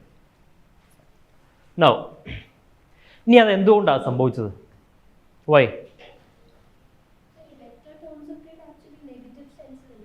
Negative സെൻസിലല്ല. കാരണം എപ്പോഴും price growth negative അല്ല. ഒരു ഇൻഡസ്ട്രിയിൽ പ്രൈസ് ഗ്രോത്ത് ഉണ്ടെങ്കിൽ ആ ഇൻഡസ്ട്രിക്ക് നിലനിൽപ്പുള്ളൂ. ശരിയല്ലേ? ഇപ്പോൾ അഗ്രികൾച്ചർ, ഞാൻ കൃഷിക്കാരനാണ്, എനിക്ക് എന്നും ഒരേ വില കിട്ടിക്കൊണ്ടിരുന്നാൽ ശരിയാവോ? ഇല്ല. I'm growing what? Rice. Today rice same price, next year also same price, after that also same price. അത് മാത്രമേ കുറയാത്തുള്ളൂ. ബാക്കി എൻ്റെ എക്സ്പെൻസ് എല്ലാം കൂടും. Service sector is growing in 9%.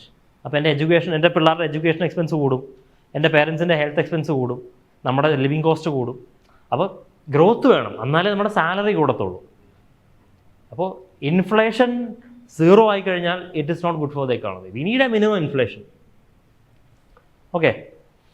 അപ്പോൾ what are we seeing? Agriculture prices. ഇനി നമ്മൾ കാണാമെന്ന് വൈ ഡിഡ് ദിസ് ഹാപ്പൻ?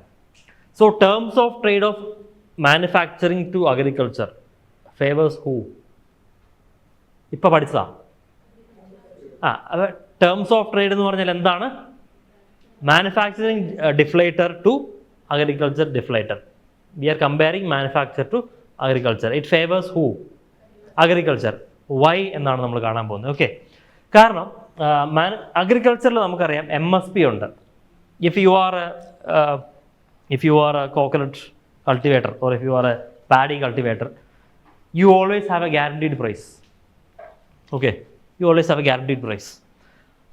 അപ്പോൾ അതുകൊണ്ട് ഒരിക്കലും അഗ്രികൾച്ചർ സെക്ടറിൻ്റെ വില ഒരു പരിധിയിൽ കൂടുതൽ ഇടിയത്തില്ല. ഓക്കെ. മാനുഫാക്ചറിങ് അങ്ങനെയല്ല. മാനുഫാക്ചറിങ് വേറെ ഒരുപാട് ഘടകങ്ങളുണ്ട്. ഇമ്പോർട്ട്സ് ഉണ്ട്, ഇൻപുട്ട് കോസ്റ്റിൻ്റെ പ്രശ്നങ്ങളുണ്ട്. So agriculture prices rose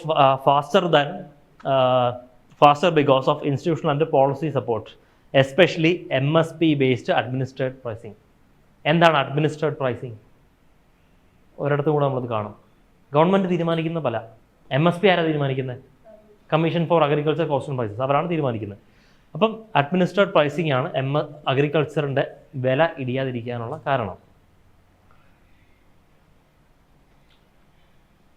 manufacturing prices grew slower because intense competition, cost pressure and technological efficiency. This is very important കേട്ടോ, ടെക്നോളജിക്കൽ എഫിഷ്യൻസി. കാരണം മാനുഫാക്ചറിങ്ങിന് നമ്മൾ എന്നും ഇപ്പോൾ കൂടുതൽ AI റോബോട്ടിക്സ് ഒക്കെ വരുന്നുണ്ട്. ഇപ്പം ചൈനയിലെ ഡാർക്ക് ഫാക്ടറീസിനെ പറ്റി കേട്ടിട്ടുണ്ടോ? ഡാർക്ക് ഫാക്ടറീസ്, ആ പേര് പറയുന്നുണ്ട്. ആ ഫാക്ടറിയിൽ ലൈറ്റ് ഇല്ല. ലൈറ്റ് മനുഷ്യർക്കല്ലേ, റോബോട്ടിന് ലൈറ്റ് വേണ്ടല്ലോ. അവിടെ എല്ലാം ഓട്ടോമേറ്റഡാണ്. അവിടെ മനുഷ്യർക്ക് അങ്ങോട്ട് കിടക്കേണ്ട ആവശ്യം പോലും ഇല്ല.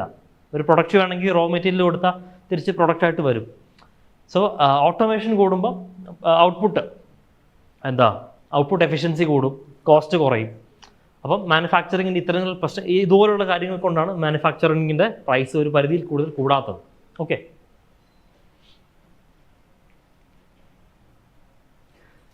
So terms of trade with respect to അഗ്രികൾച്ചറും കുറയുന്നു.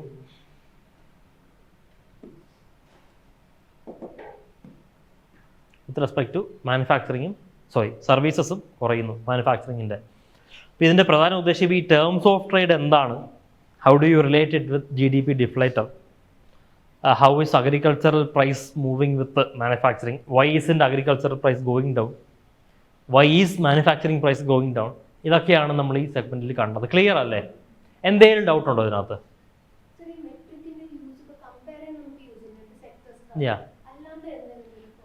അല്ലാണ്ട് പർപ്പസ് എന്ന് പറഞ്ഞാൽ ഞാനിപ്പോൾ പറഞ്ഞ കാര്യം തന്നെ, ഒരു സെഗ്മെൻറ്റിൽ പ്രൈസ് റൈസ് കൂടുന്നില്ല കമ്പയർഡ് ടു അതർ സെഗ്മെൻറ്റ്സ്. അപ്പോൾ ആ സെഗ്മെൻറ്റിൽ എന്തെങ്കിലും ഇഷ്യൂസ് ഉണ്ടോ എന്നൊക്കെ പഠിക്കാൻ വേണ്ടിയിട്ടാണ്. ഇപ്പം നമ്മൾ നോക്കുമ്പോൾ അഗ്രികൾച്ചറിൽ കൂടുന്നുണ്ട്, സർവീസസിൽ കൂടുന്നുണ്ട്, മാനുഫാക്ചറിങ് കൂടുന്നില്ല. Why? Because there is some problem there. It is not a macro economic problem. Price hike കുറയണമെങ്കിൽ ഒന്നുകിൽ എല്ലായിടത്തും കുറയണം.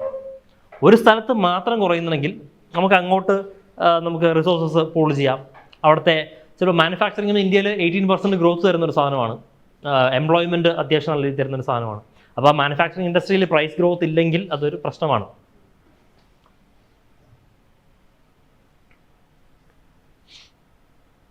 ഇപ്പോൾ ടേംസ് ഓഫ് ട്രേഡിൻ്റെ കൺസെപ്റ്റ് ക്ലിയർ അല്ലേ?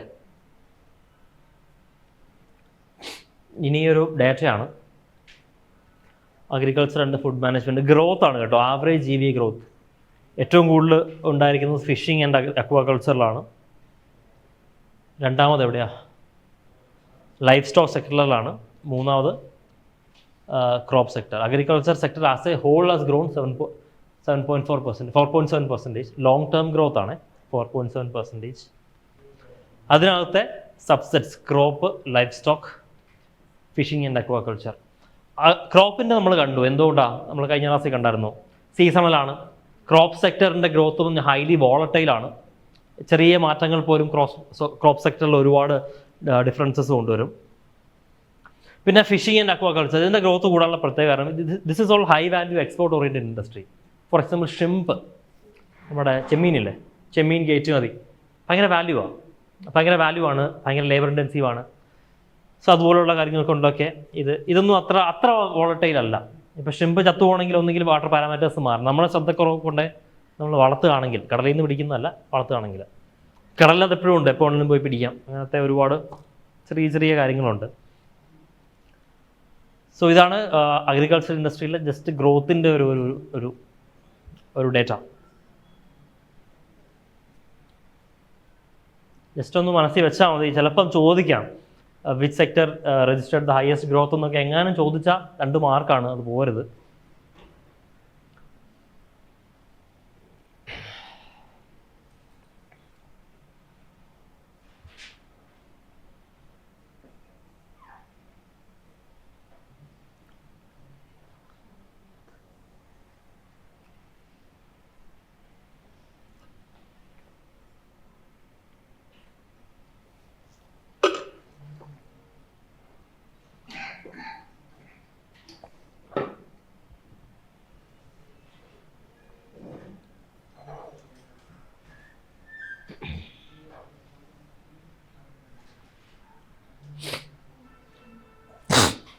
Our next topic is ethanol blending.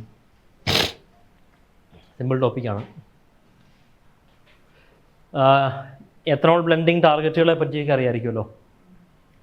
Generation 1, generation 2, generation 3, ethanol fuel, feedstock അറിയാമോ? Basics അറിഞ്ഞാൽ മതി. എത്തനോൾ ബ്ലെൻഡിങ് എന്താണെന്ന് അറിയാമല്ലോ. പെട്രോളിലും ഡീസലിലും നമ്മൾ എത്തനോൾ ബ്ലെൻഡ് ചെയ്യുന്നു. ഓക്കെ, സോ അതിൻ്റെ ഒരു പ്രോഗ്രസ് ആണ് ഇവിടെ കാണിച്ചിരിക്കുന്നത്. The programme was delivered tangible gains in the crude oil substitution. In 2025, ethanol blending has achieved 1.44 lakh crore of foreign exchange. ചില്ലറ തുകയൊന്നുമല്ല. 1.44 lakh crore ഫോറിൻ എക്സ്ചേഞ്ച് കൊണ്ടുവന്നു. It facilitated substitution of about 245 lakh metric tons of crude oil. ഇതൊക്കെയാണ് ethanol ബ്ലെൻഡിങ്ങിൻ്റെ benefits. Okay, what interest us is that, നമ്മുടെ interest ഇതിൻ്റെ ഒരു pricing pattern ആണ്. Okay, so നമുക്ക് പറയേണ്ടത് എത്തനോൾ പ്രൈസിങ് എങ്ങനെയാണ് തീരുമാനിക്കുന്നത്? ഇന്ത്യയിലെ ക്രൂഡ് ഓയിൽ പ്രൈസ് പെട്രോൾ പ്രൈസൊക്കെ ഇപ്പോൾ ആരാണ് തീരുമാനിക്കുന്നത്? പെട്രോളിയം കമ്പനീസ് തന്നെയാണ്. ഓക്കെ, ഇപ്പോൾ നേരത്തെ 2014 മുമ്പ് വരെ ഗവൺമെൻറ് ഓഫ് ഇന്ത്യ ആയിരുന്നു. ഇപ്പം അതെടുത്ത് മാറ്റി ഓയിൽ മാർക്കറ്റിംഗ് കമ്പനീസാണ് ഇപ്പോൾ അത് ചെയ്യുന്നത്. പക്ഷേ എത്തനോളിൻ്റെ പ്രൈസ് ആരാണ് തീരുമാനിക്കുന്നത്? അത് ഗവൺമെൻറ്റാണ്. It is an administered price.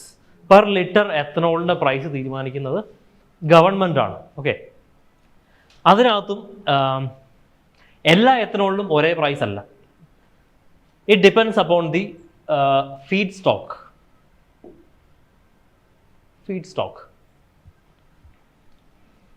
Feed stock എന്ന് പറഞ്ഞാൽ എന്താ?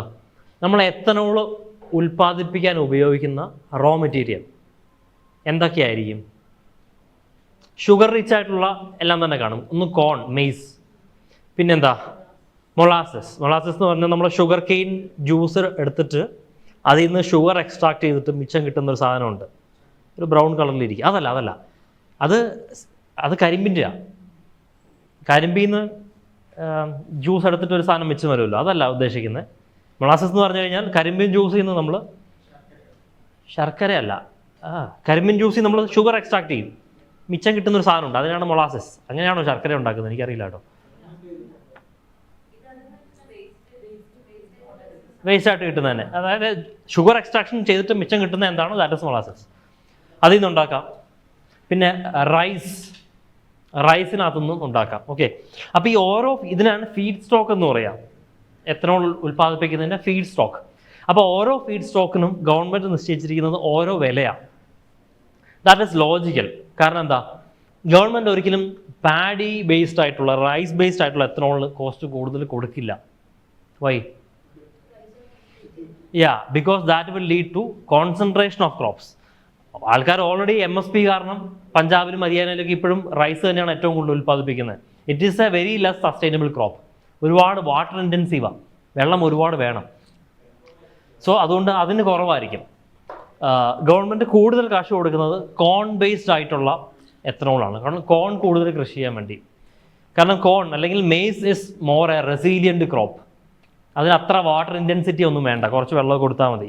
ക്ലൈമറ്റ് ഇൻറ്റൻസിറ്റിയും അതിന് പ്രശ്നമല്ല, എവിടെ വെച്ചാലും ഉണ്ടായിക്കോളും.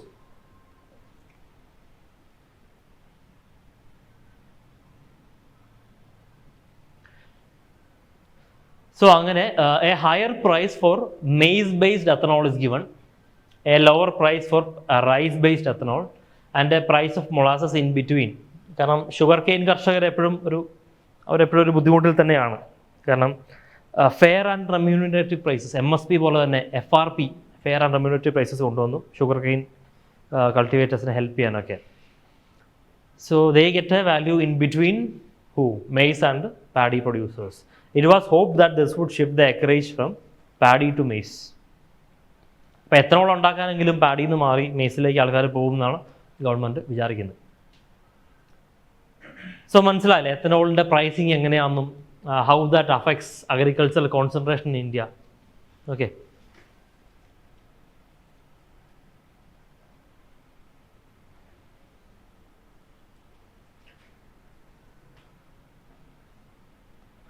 So another problem that we are facing in our agriculture industry, that is fertilizer usage.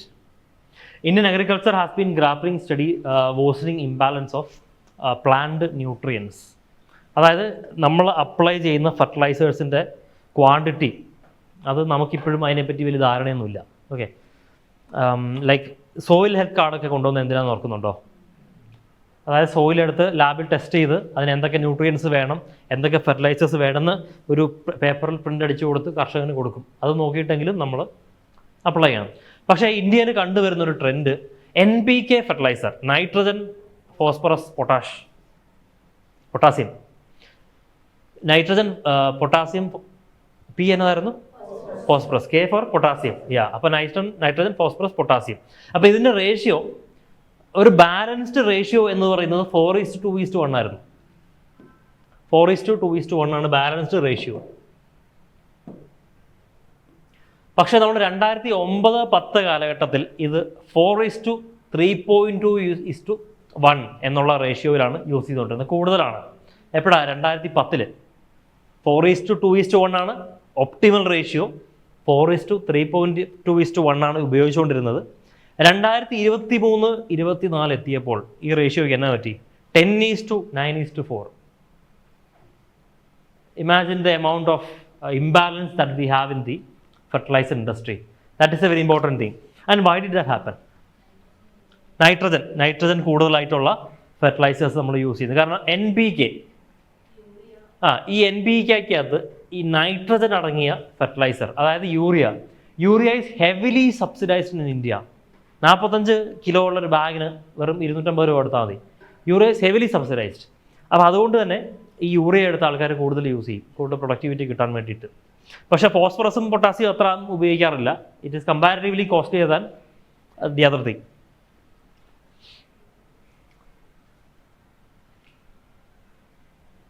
അപ്പോൾ ഈ നൈട്രജൻ യൂറിയ കൂടുതൽ യൂസ് ചെയ്യുമ്പം സോയിലിൻ്റെ ക്വാളിറ്റി ഡിറ്റീരിയേറ്റ് ചെയ്യുന്നു. In future it will demand more fertilisers for the same crop output. The divergence has been overwhelmingly excessive by the nitrogen application primarily through urea. Okay.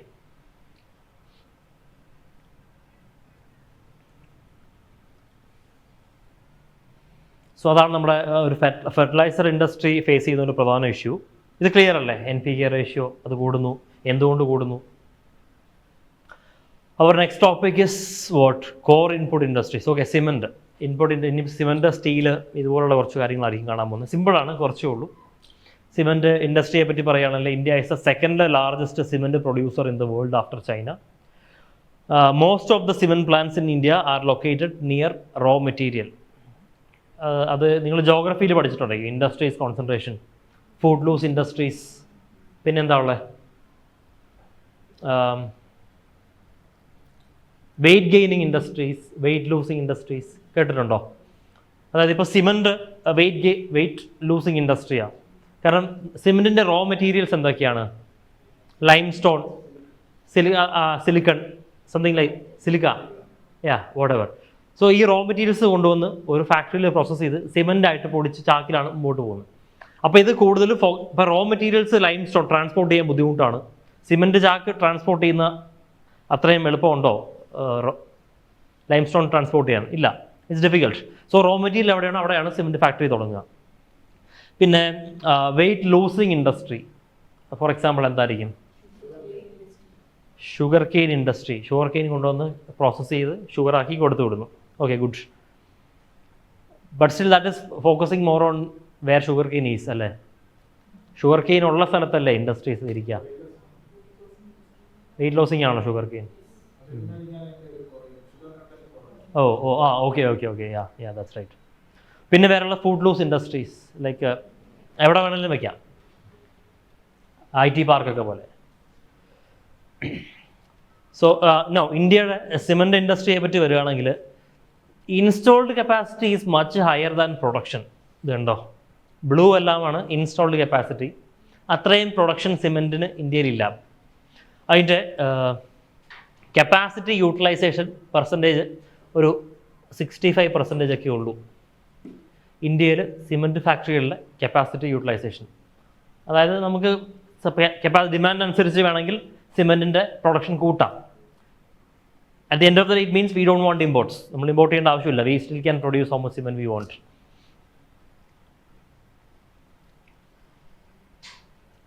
Next one is steel. Steel sector serves as the backbone of the industry. സ്റ്റീൽ സെക്ടറിൻ്റെ കഥകൾ കുറച്ച് complicated ആണ്. India is the world's second largest crude steel producer. Okay, after China second largest ആണ്. എന്നാലും ഈ graph കണ്ടാലും കുറച്ച് കോംപ്ലിക്കേറ്റഡ് ആണ്. അതായത് ഇന്ത്യയിൽ പ്രൊഡക്ഷൻ കൂടുതലാണ് സ്റ്റീലിന്. Look at the graph. Blue lines, blue stacks indicate that production is high, consumption is lower than production. Okay, production ഉണ്ട്, consumption is lower than production. Yet last year India was a net importer of steel. Okay, അതായത് ഇന്ത്യയിൽ production ഉണ്ട്, പ്രൊഡക്ഷൻ്റെ അത്രയും consumption ഇല്ല.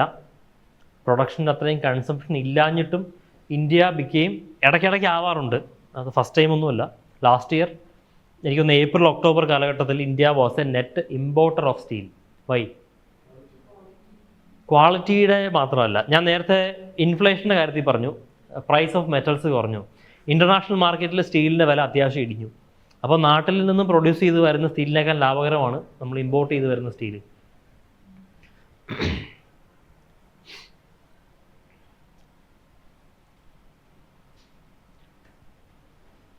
Steel sector faces challenges related to international price disparity. India was a net importer of steel during April-October 26, primarily due to low international prices, which resulted in lower margins on exports and cheaper imports.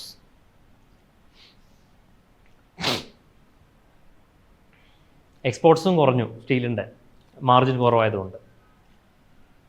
പിന്നെ steel industry face ചെയ്യുന്ന മറ്റൊരു critical issue ആണ് the dependence on cocking call. ഇന്ത്യയുടെ import ബാസ്ക്കറ്റിൽ നമ്മളെ മോശമായിട്ട് affect ചെയ്യുന്ന ഒരു കാര്യമാണ് cocking call import. Okay, so അതിൻ്റെ ഭാഗമായിട്ട് the ministry of call has launched A mission cocking call in 2022 with a view to significantly enhance the domestic coking coal production in India. ഈ coking കോളിൻ്റെ പ്രശ്നം, it is a high grade coal. Okay, coking coal അത് അത് കരി തന്നെയാണ്. അത് നമ്മൾ ചൂടാക്കി കഴിഞ്ഞാൽ, in the absence of air നമ്മൾ ഈ സാധനത്തെ ചൂടാക്കിയാൽ it will become something known as coke. Okay, coke എന്ന് പറഞ്ഞാൽ സാധനമായിട്ടത് മാറും. ഈ കോക്കാണ് നമുക്ക് സ്റ്റീൽ ഇൻഡസ്ട്രിയിൽ ഏറ്റവും കൂടുതൽ ആവശ്യം. ഓക്കെ, എന്തിനാണ്? It is use to extract iron from iron ore. Okay, iron ore smelt ചെയ്യുന്ന ഒരു കെമിക്കൽ പ്രോസസ്സ് അങ്ങനെയാണ്. ബ്ലാസ്റ്റ് ഫർണസ് എന്നൊക്കെ ഇട്ടിട്ടില്ലേ? ബ്ലാസ്റ്റ് ഫർണസിനകത്തേക്ക് നമ്മൾ അയൺ ഓർ ഇടുന്നു, അയൺ ഓറിൻ്റെ പുറകെ കുറച്ച് കോക്കിംഗ് കോളും കൂടി ഇടുന്നു, അത് ഹൈ ടെമ്പറേച്ചറിൽ ചൂടാകുന്നു, അങ്ങനെ കോക്ക് ഉണ്ടാകുന്നു. ഓക്കെ, അപ്പോൾ ഈ കോക്ക് വെച്ചിട്ടാണ് നമ്മൾ സ്മെൽറ്റിംഗ് എന്ന് കേട്ടില്ലേ? Smelting, what do we do, how do we extract iron from iron or? അതൊരു കെമിക്കൽ റിയാക്ഷനാണ്. നമ്മൾ നേരെ ഇപ്പം പെട്രോളിയം ഒക്കെയാണ് ബോയിൽ ചെയ്തിട്ട് ബോയിലിംഗ് പോയിൻ്റ് കൂടുതലുള്ള സാധനം എടുക്കാം, കുറവുള്ള സാധനം എക്സ്ട്രാക്ട് ചെയ്യാം. ഇത് അങ്ങനെയല്ല. ഇത് കോക്ക് ഉപയോഗിക്കുമ്പോൾ when we burn coke it produces carbon monoxide, CO. ഈ കാർബൺ മോണോക്സൈഡ് എന്ത് ചെയ്യും? It will react with iron ore. അയണോറിൻ്റെ ഫോർമുല Fe2O3 ആണ്. അപ്പോൾ അതിനകത്ത് ഈ ഓക്സിജനെ ഈ സാധനം റെഡ്യൂസ് ചെയ്ത് മാറ്റും, ഇപ്പോൾ ഈ കാർബൺ മോണോക്സൈഡ് പോയിട്ട്. അപ്പോൾ അതിൻ്റെ ഒരു പ്രശ്നം, significant amount of carbon dioxide ഉണ്ടാകും ഒരുപാട്. ഇപ്പുറത്ത് എന്താ കിട്ടും? Fe, അയൺ കിട്ടും. Okay, so that is the importance of coke in iron ore. So coking കോളിൻ്റെ ഇമ്പോർട്ട് നമ്മൾ ഭയങ്കരമായിട്ട് കൂടി. അപ്പോൾ അതുകൊണ്ട് സ്റ്റീൽ പ്രൈസസിനെയൊക്കെ പിന്നെയും ബാധിക്കും ഭാവിയിൽ. സോ അത് കുറയ്ക്കണം. So that is the story of steel. Coming back to nuclear energy, Level of India, okay, nuclear energy മിഷനെ പറ്റി പറഞ്ഞിട്ടുണ്ട്. 2025-26 ബഡ്ജറ്റിൽ നമ്മൾ ന്യൂക്ലിയർ എനർജി മിഷൻ എന്ന് പറയുന്ന ഒരു സംഗതി കൊണ്ടുവരുന്നു. അതിനകത്തെ ക്രിട്ടിക്കൽ പോയിന്റ്സ് എന്ന് പറഞ്ഞാൽ development of 5 indigenous small modular reactors. അത് കുഞ്ഞു റിയാക്ടറാണ്. ഇപ്പോഴത്തെ റിയാക്ടർ എന്നൊക്കെ പറഞ്ഞാൽ വലിയ, ഇപ്പോൾ കൂടംകുളം റിയാക്ടർ കേരള, കർണാടക, തമിഴ്നാട് സ്റ്റേറ്റ്സിനൊക്കെ ഇലക്ട്രിസിറ്റി തരാൻ വേണ്ടിയിട്ടുള്ള വലിയ റിയാക്ടറാണ്. സ്മോൾ മോഡ്യൂളർ റിയാക്ടേഴ്സ് എന്ന് പറഞ്ഞാൽ കുഞ്ഞു റിയാക്ടേഴ്സാണ്. അപ്പോൾ അത് നമുക്ക് വലിയ ഇൻഡസ്ട്രീസിലൊക്കെ കൊണ്ടുവയ്ക്കാം, വലിയ സിറ്റീസിലൊക്കെ കൊണ്ടുവയ്ക്കാം, വലിയ ജനറേറ്ററൊക്കെ പോലെ. ഓക്കെ, കുഞ്ഞു റിയാക്ടേഴ്സാണ്. അപ്പോൾ അത് ഡെവലപ്പ് ചെയ്യുക എന്നുള്ളതാണ് one of the key idea. അപ്പോൾ അതിനെ നമ്മൾ ഒരു ഭാരത് എന്ന് കൂടിയിട്ട് ഭാരത് സ്മോൾ റിയാക്ടേഴ്സാണ് അതിനെ നമ്മൾ വിളിക്കുക. കൺസെപ്റ്റും സാധനവും എല്ലാം സെയിം തന്നെയാണ്. പിന്നെ ശാന്തി ബില്ലിനെ പറ്റി നമ്മൾ കണ്ടു. പിന്നെ മറ്റൊരു കാര്യം, nuclear energy. Okay, I think nuclear energy contributes to what percentage of India's electricity? 3% അല്ലേ? 3.2%, something like that. So we have to increase that to 100 gigawatt by 2047. That is our target. 100 gigawatt by 2047. ചിലപ്പോൾ പരീക്ഷയ്ക്ക് ചോദിക്കും ഈ 2047 ഏജൊക്കെ അല്ല, ഈ ഇയറൊക്കെ മാറ്റി ചിലപ്പോൾ ചോദിക്കും. പിന്നെ ശാന്തി ആക്ടിലേക്ക് വരാം. ശാന്തി ആക്ട് നമ്മൾ കണ്ടു അല്ലേ? ഫസ്റ്റ് ക്ലാസ്സിൽ കണ്ടു. Important provisions. പ്രൈവറ്റ് പ്ലെയേഴ്സിനെ കൊണ്ടുവരുന്നു, ന്യൂക്ലിയർ എക്യുപ്മെൻറ്റ് ഉണ്ടാക്കാൻ, ന്യൂക്ലിയർ പ്ലാന്റ് ഓപ്പറേറ്റ് ചെയ്യാൻ, അതിനൊക്കെ പ്രൈവറ്റ് പ്ലെയേഴ്സിനെ കൊണ്ടുവരാം. പിന്നെ ഗ്രേഡഡ് ലയബിലിറ്റി ഫ്രെയിംവർക്ക്. അത് നമ്മുടെ ന്യൂക്ലിയർ ആക്റ്റാണ്. അതായത് ഫോറിൻ പ്ലെയേഴ്സിനെ ഇന്ത്യയിലേക്ക് കൊണ്ടുവരുന്നതിൽ ഏറ്റവും കൂടുതൽ ഡിറ്റർ ചെയ്തിരുന്ന ഒരു സംഭവമായിരുന്നു നമ്മുടെ ലയബിലിറ്റി ക്ലെയിംസ് ഒക്കെ. ഞാൻ കഴിഞ്ഞ ക്ലാസ്സിൽ പറഞ്ഞു, ഒരു ആക്സിഡൻറ്റ് ഉണ്ടായിക്കഴിഞ്ഞാൽ ആ ആക്സിഡൻറ്റ് മൂലം ഉണ്ടാകുന്ന ക്ലെയിംസ് മുഴുവൻ അവരുടെ തലയിലായിരുന്നു. അതെല്ലാം കുറച്ചു കൊണ്ടുവന്നു. Now the framework depends on the grade of the accident. പിന്നെ ആരൊക്കെയാണ് റെസ്പോൺസിബിൾ എന്ന് കണ്ടെത്തി കറക്റ്റായിട്ട് നടപടി എടുക്കുന്ന ഒരു ഗ്രേഡഡ് ഒരു പ്ലാനാണ്. ഡൽഹിയിൽ കേട്ടില്ലേ ഗ്രേഡഡ് റെസ്പോൺസ് ആക്ഷൻ പ്ലാൻ എന്നൊക്കെ കേട്ടില്ലേ? അതായത് പൊല്യൂഷൻ ഇൻറ്റൻസിറ്റി കൂടുന്നതനുസരിച്ച് അവർ നടപടികൾ മാറ്റിക്കൊണ്ടിരിക്കും. Same happens here. പിന്നെ ഇറ്റ് പ്രൊട്ടക്ട്സ് വിക്ടിം കോമ്പൻസേഷൻ. ഞാൻ പറഞ്ഞ പോലെ the establisher is liable to pay up to 3,000 crore as compensation. അത് ഡ്രാഫ്റ്റ് ചെയ്ത് ലെജിസ്ലേഷനായിട്ട് തന്നെ വെച്ചിട്ടുണ്ട്. സോ അതൊക്കെയാണ് ശാന്തി ആക്ടിൻ്റെയും ന്യൂക്ലിയർ എനർജിയുടെയും പില്ലേഴ്സ്. പിന്നെ നിങ്ങൾ ഇതിനകത്ത് ശ്രദ്ധിക്കേണ്ടത് ഫാസ്റ്റ് ബ്രീഡർ റിയാക്ഷൻ്റെ ഡെവലപ്മെൻ്റ് ആണ്. It will definitely be a potential question.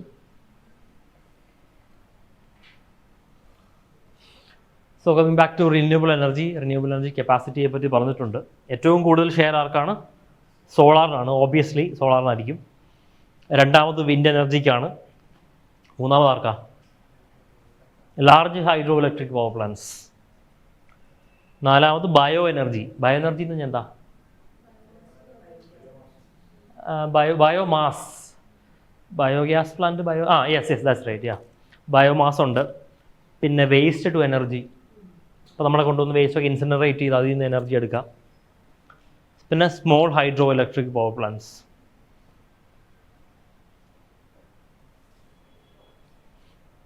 അപ്പോൾ ഇത് ഈ ഓർഡർ ഒന്ന് പഠിച്ചു വെക്കണം. ഇൻക്രീസിങ് ഓർഡർ, ഡിക്രീസിങ് ഓർഡർ ഒക്കെ ഒന്ന് ഓർത്ത് വയ്ക്കുക.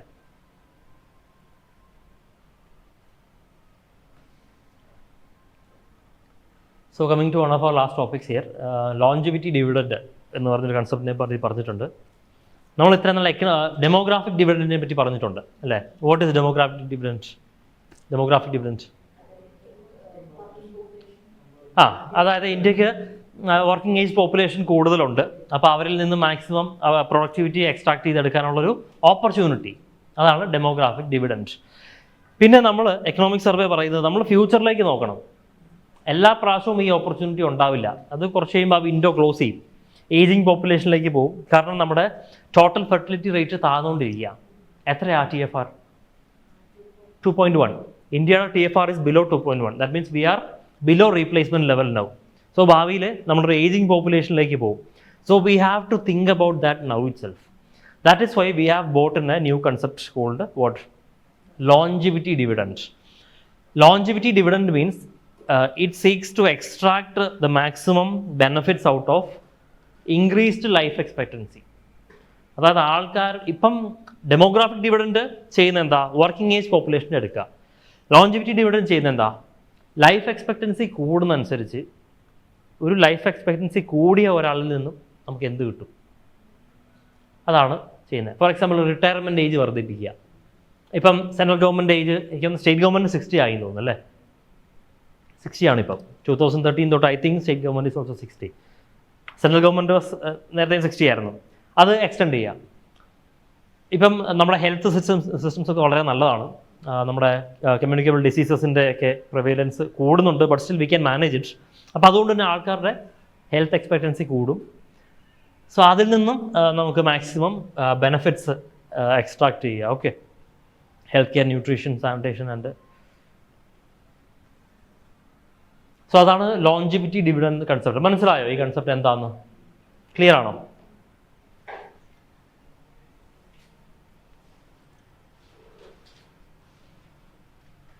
സോ ഇന്നത്തെ ലാസ്റ്റ് ടോപ്പിക്കാണ് ഗ്രീനിയം.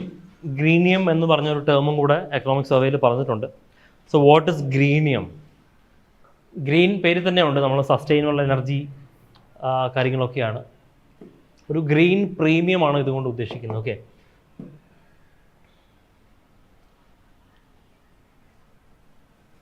it is the pricing advantage enjoyed by green or sustainable financial instrument. ഈ ഗ്രീനിയത്തിൻ്റെ കൺസെപ്റ്റ് വളരെ സിമ്പിളാണ്.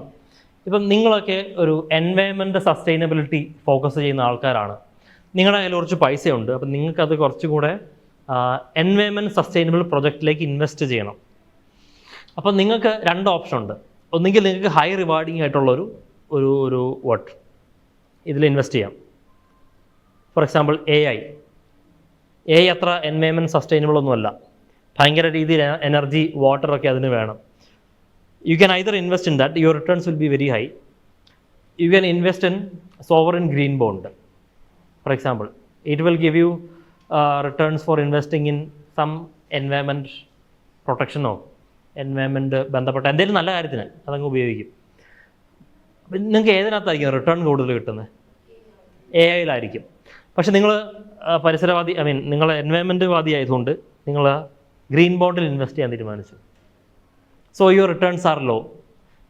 So you are ready to take a loss. That is greenium. Okay. It arises when the investors are willing to pay higher price. അതായത് ആ ബോണ്ടിൻ്റെ വില ചിലപ്പോൾ കൂടുതലായിരിക്കും, പക്ഷെ നിങ്ങൾക്ക് ഗ്രീനിലേക്ക് ഇൻവെസ്റ്റ് ചെയ്യണം. Either you are spending more money or you are ready to take a loss. Or accept lower yield. നമ്മുടെ ഇൻട്രസ്റ്റ് കുറവായിരിക്കും on investments with verified environmental benefits. It is driven by strong demand. അത് European ഇൻവെസ്റ്റേഴ്സൊക്കെ അങ്ങനെ ഒരുപാട് ഇപ്പോൾ ശ്രദ്ധിക്കാറുണ്ട്. കാരണം അവർക്കൊക്കെ അത് ഫീസിബിളാണ്, നമുക്കിപ്പോൾ അത് ഫീസിബിൾ അല്ല. So that is it. നമുക്ക് ഇന്നത്തെ ക്ലാസ് ഇതോടുകൂടി വൈൻഡപ്പ് ചെയ്യാം. അത് അവർക്ക് ഗ്രീൻ ബോണ്ട് ഇഷ്യൂ ചെയ്യുന്നവർക്ക് അഡ്വാൻറ്റേജ് അല്ലേ? അവർക്ക് കുറഞ്ഞ ഈൽഡിലും മേടിക്കാൻ ആളുണ്ട്, അവർക്ക് അഡ്വാൻറ്റേജ് അല്ലേ?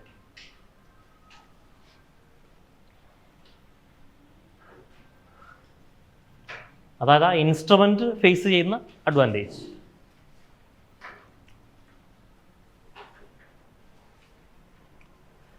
നമുക്ക് ഒരു ക്ലാസ്സും കൂടെ ഉണ്ട്. നമുക്കതിൽ മാക്സിമം ബഡ്ജറ്റ് കൂടെ തീർക്കണം. എക്കണോമിക്സ് സർവേയിൽ കുറച്ചുകൂടെ ടോപ്പിക്സ് ഉണ്ട്. മാക്സിമം 1-2 ക്ലാസ് അതിനകത്ത് തീർക്കാം. ഫോളോ ചെയ്യാൻ പറ്റുന്നുണ്ടോ class? Okay, all good. So ഈ സ്ലൈഡ് ഞാൻ നിങ്ങൾക്ക് അയച്ചു തരാം. എന്തെങ്കിലും ഡൗട്ട് ഉണ്ടെങ്കിൽ യു ക്യാൻ ആസ്ക് മീ.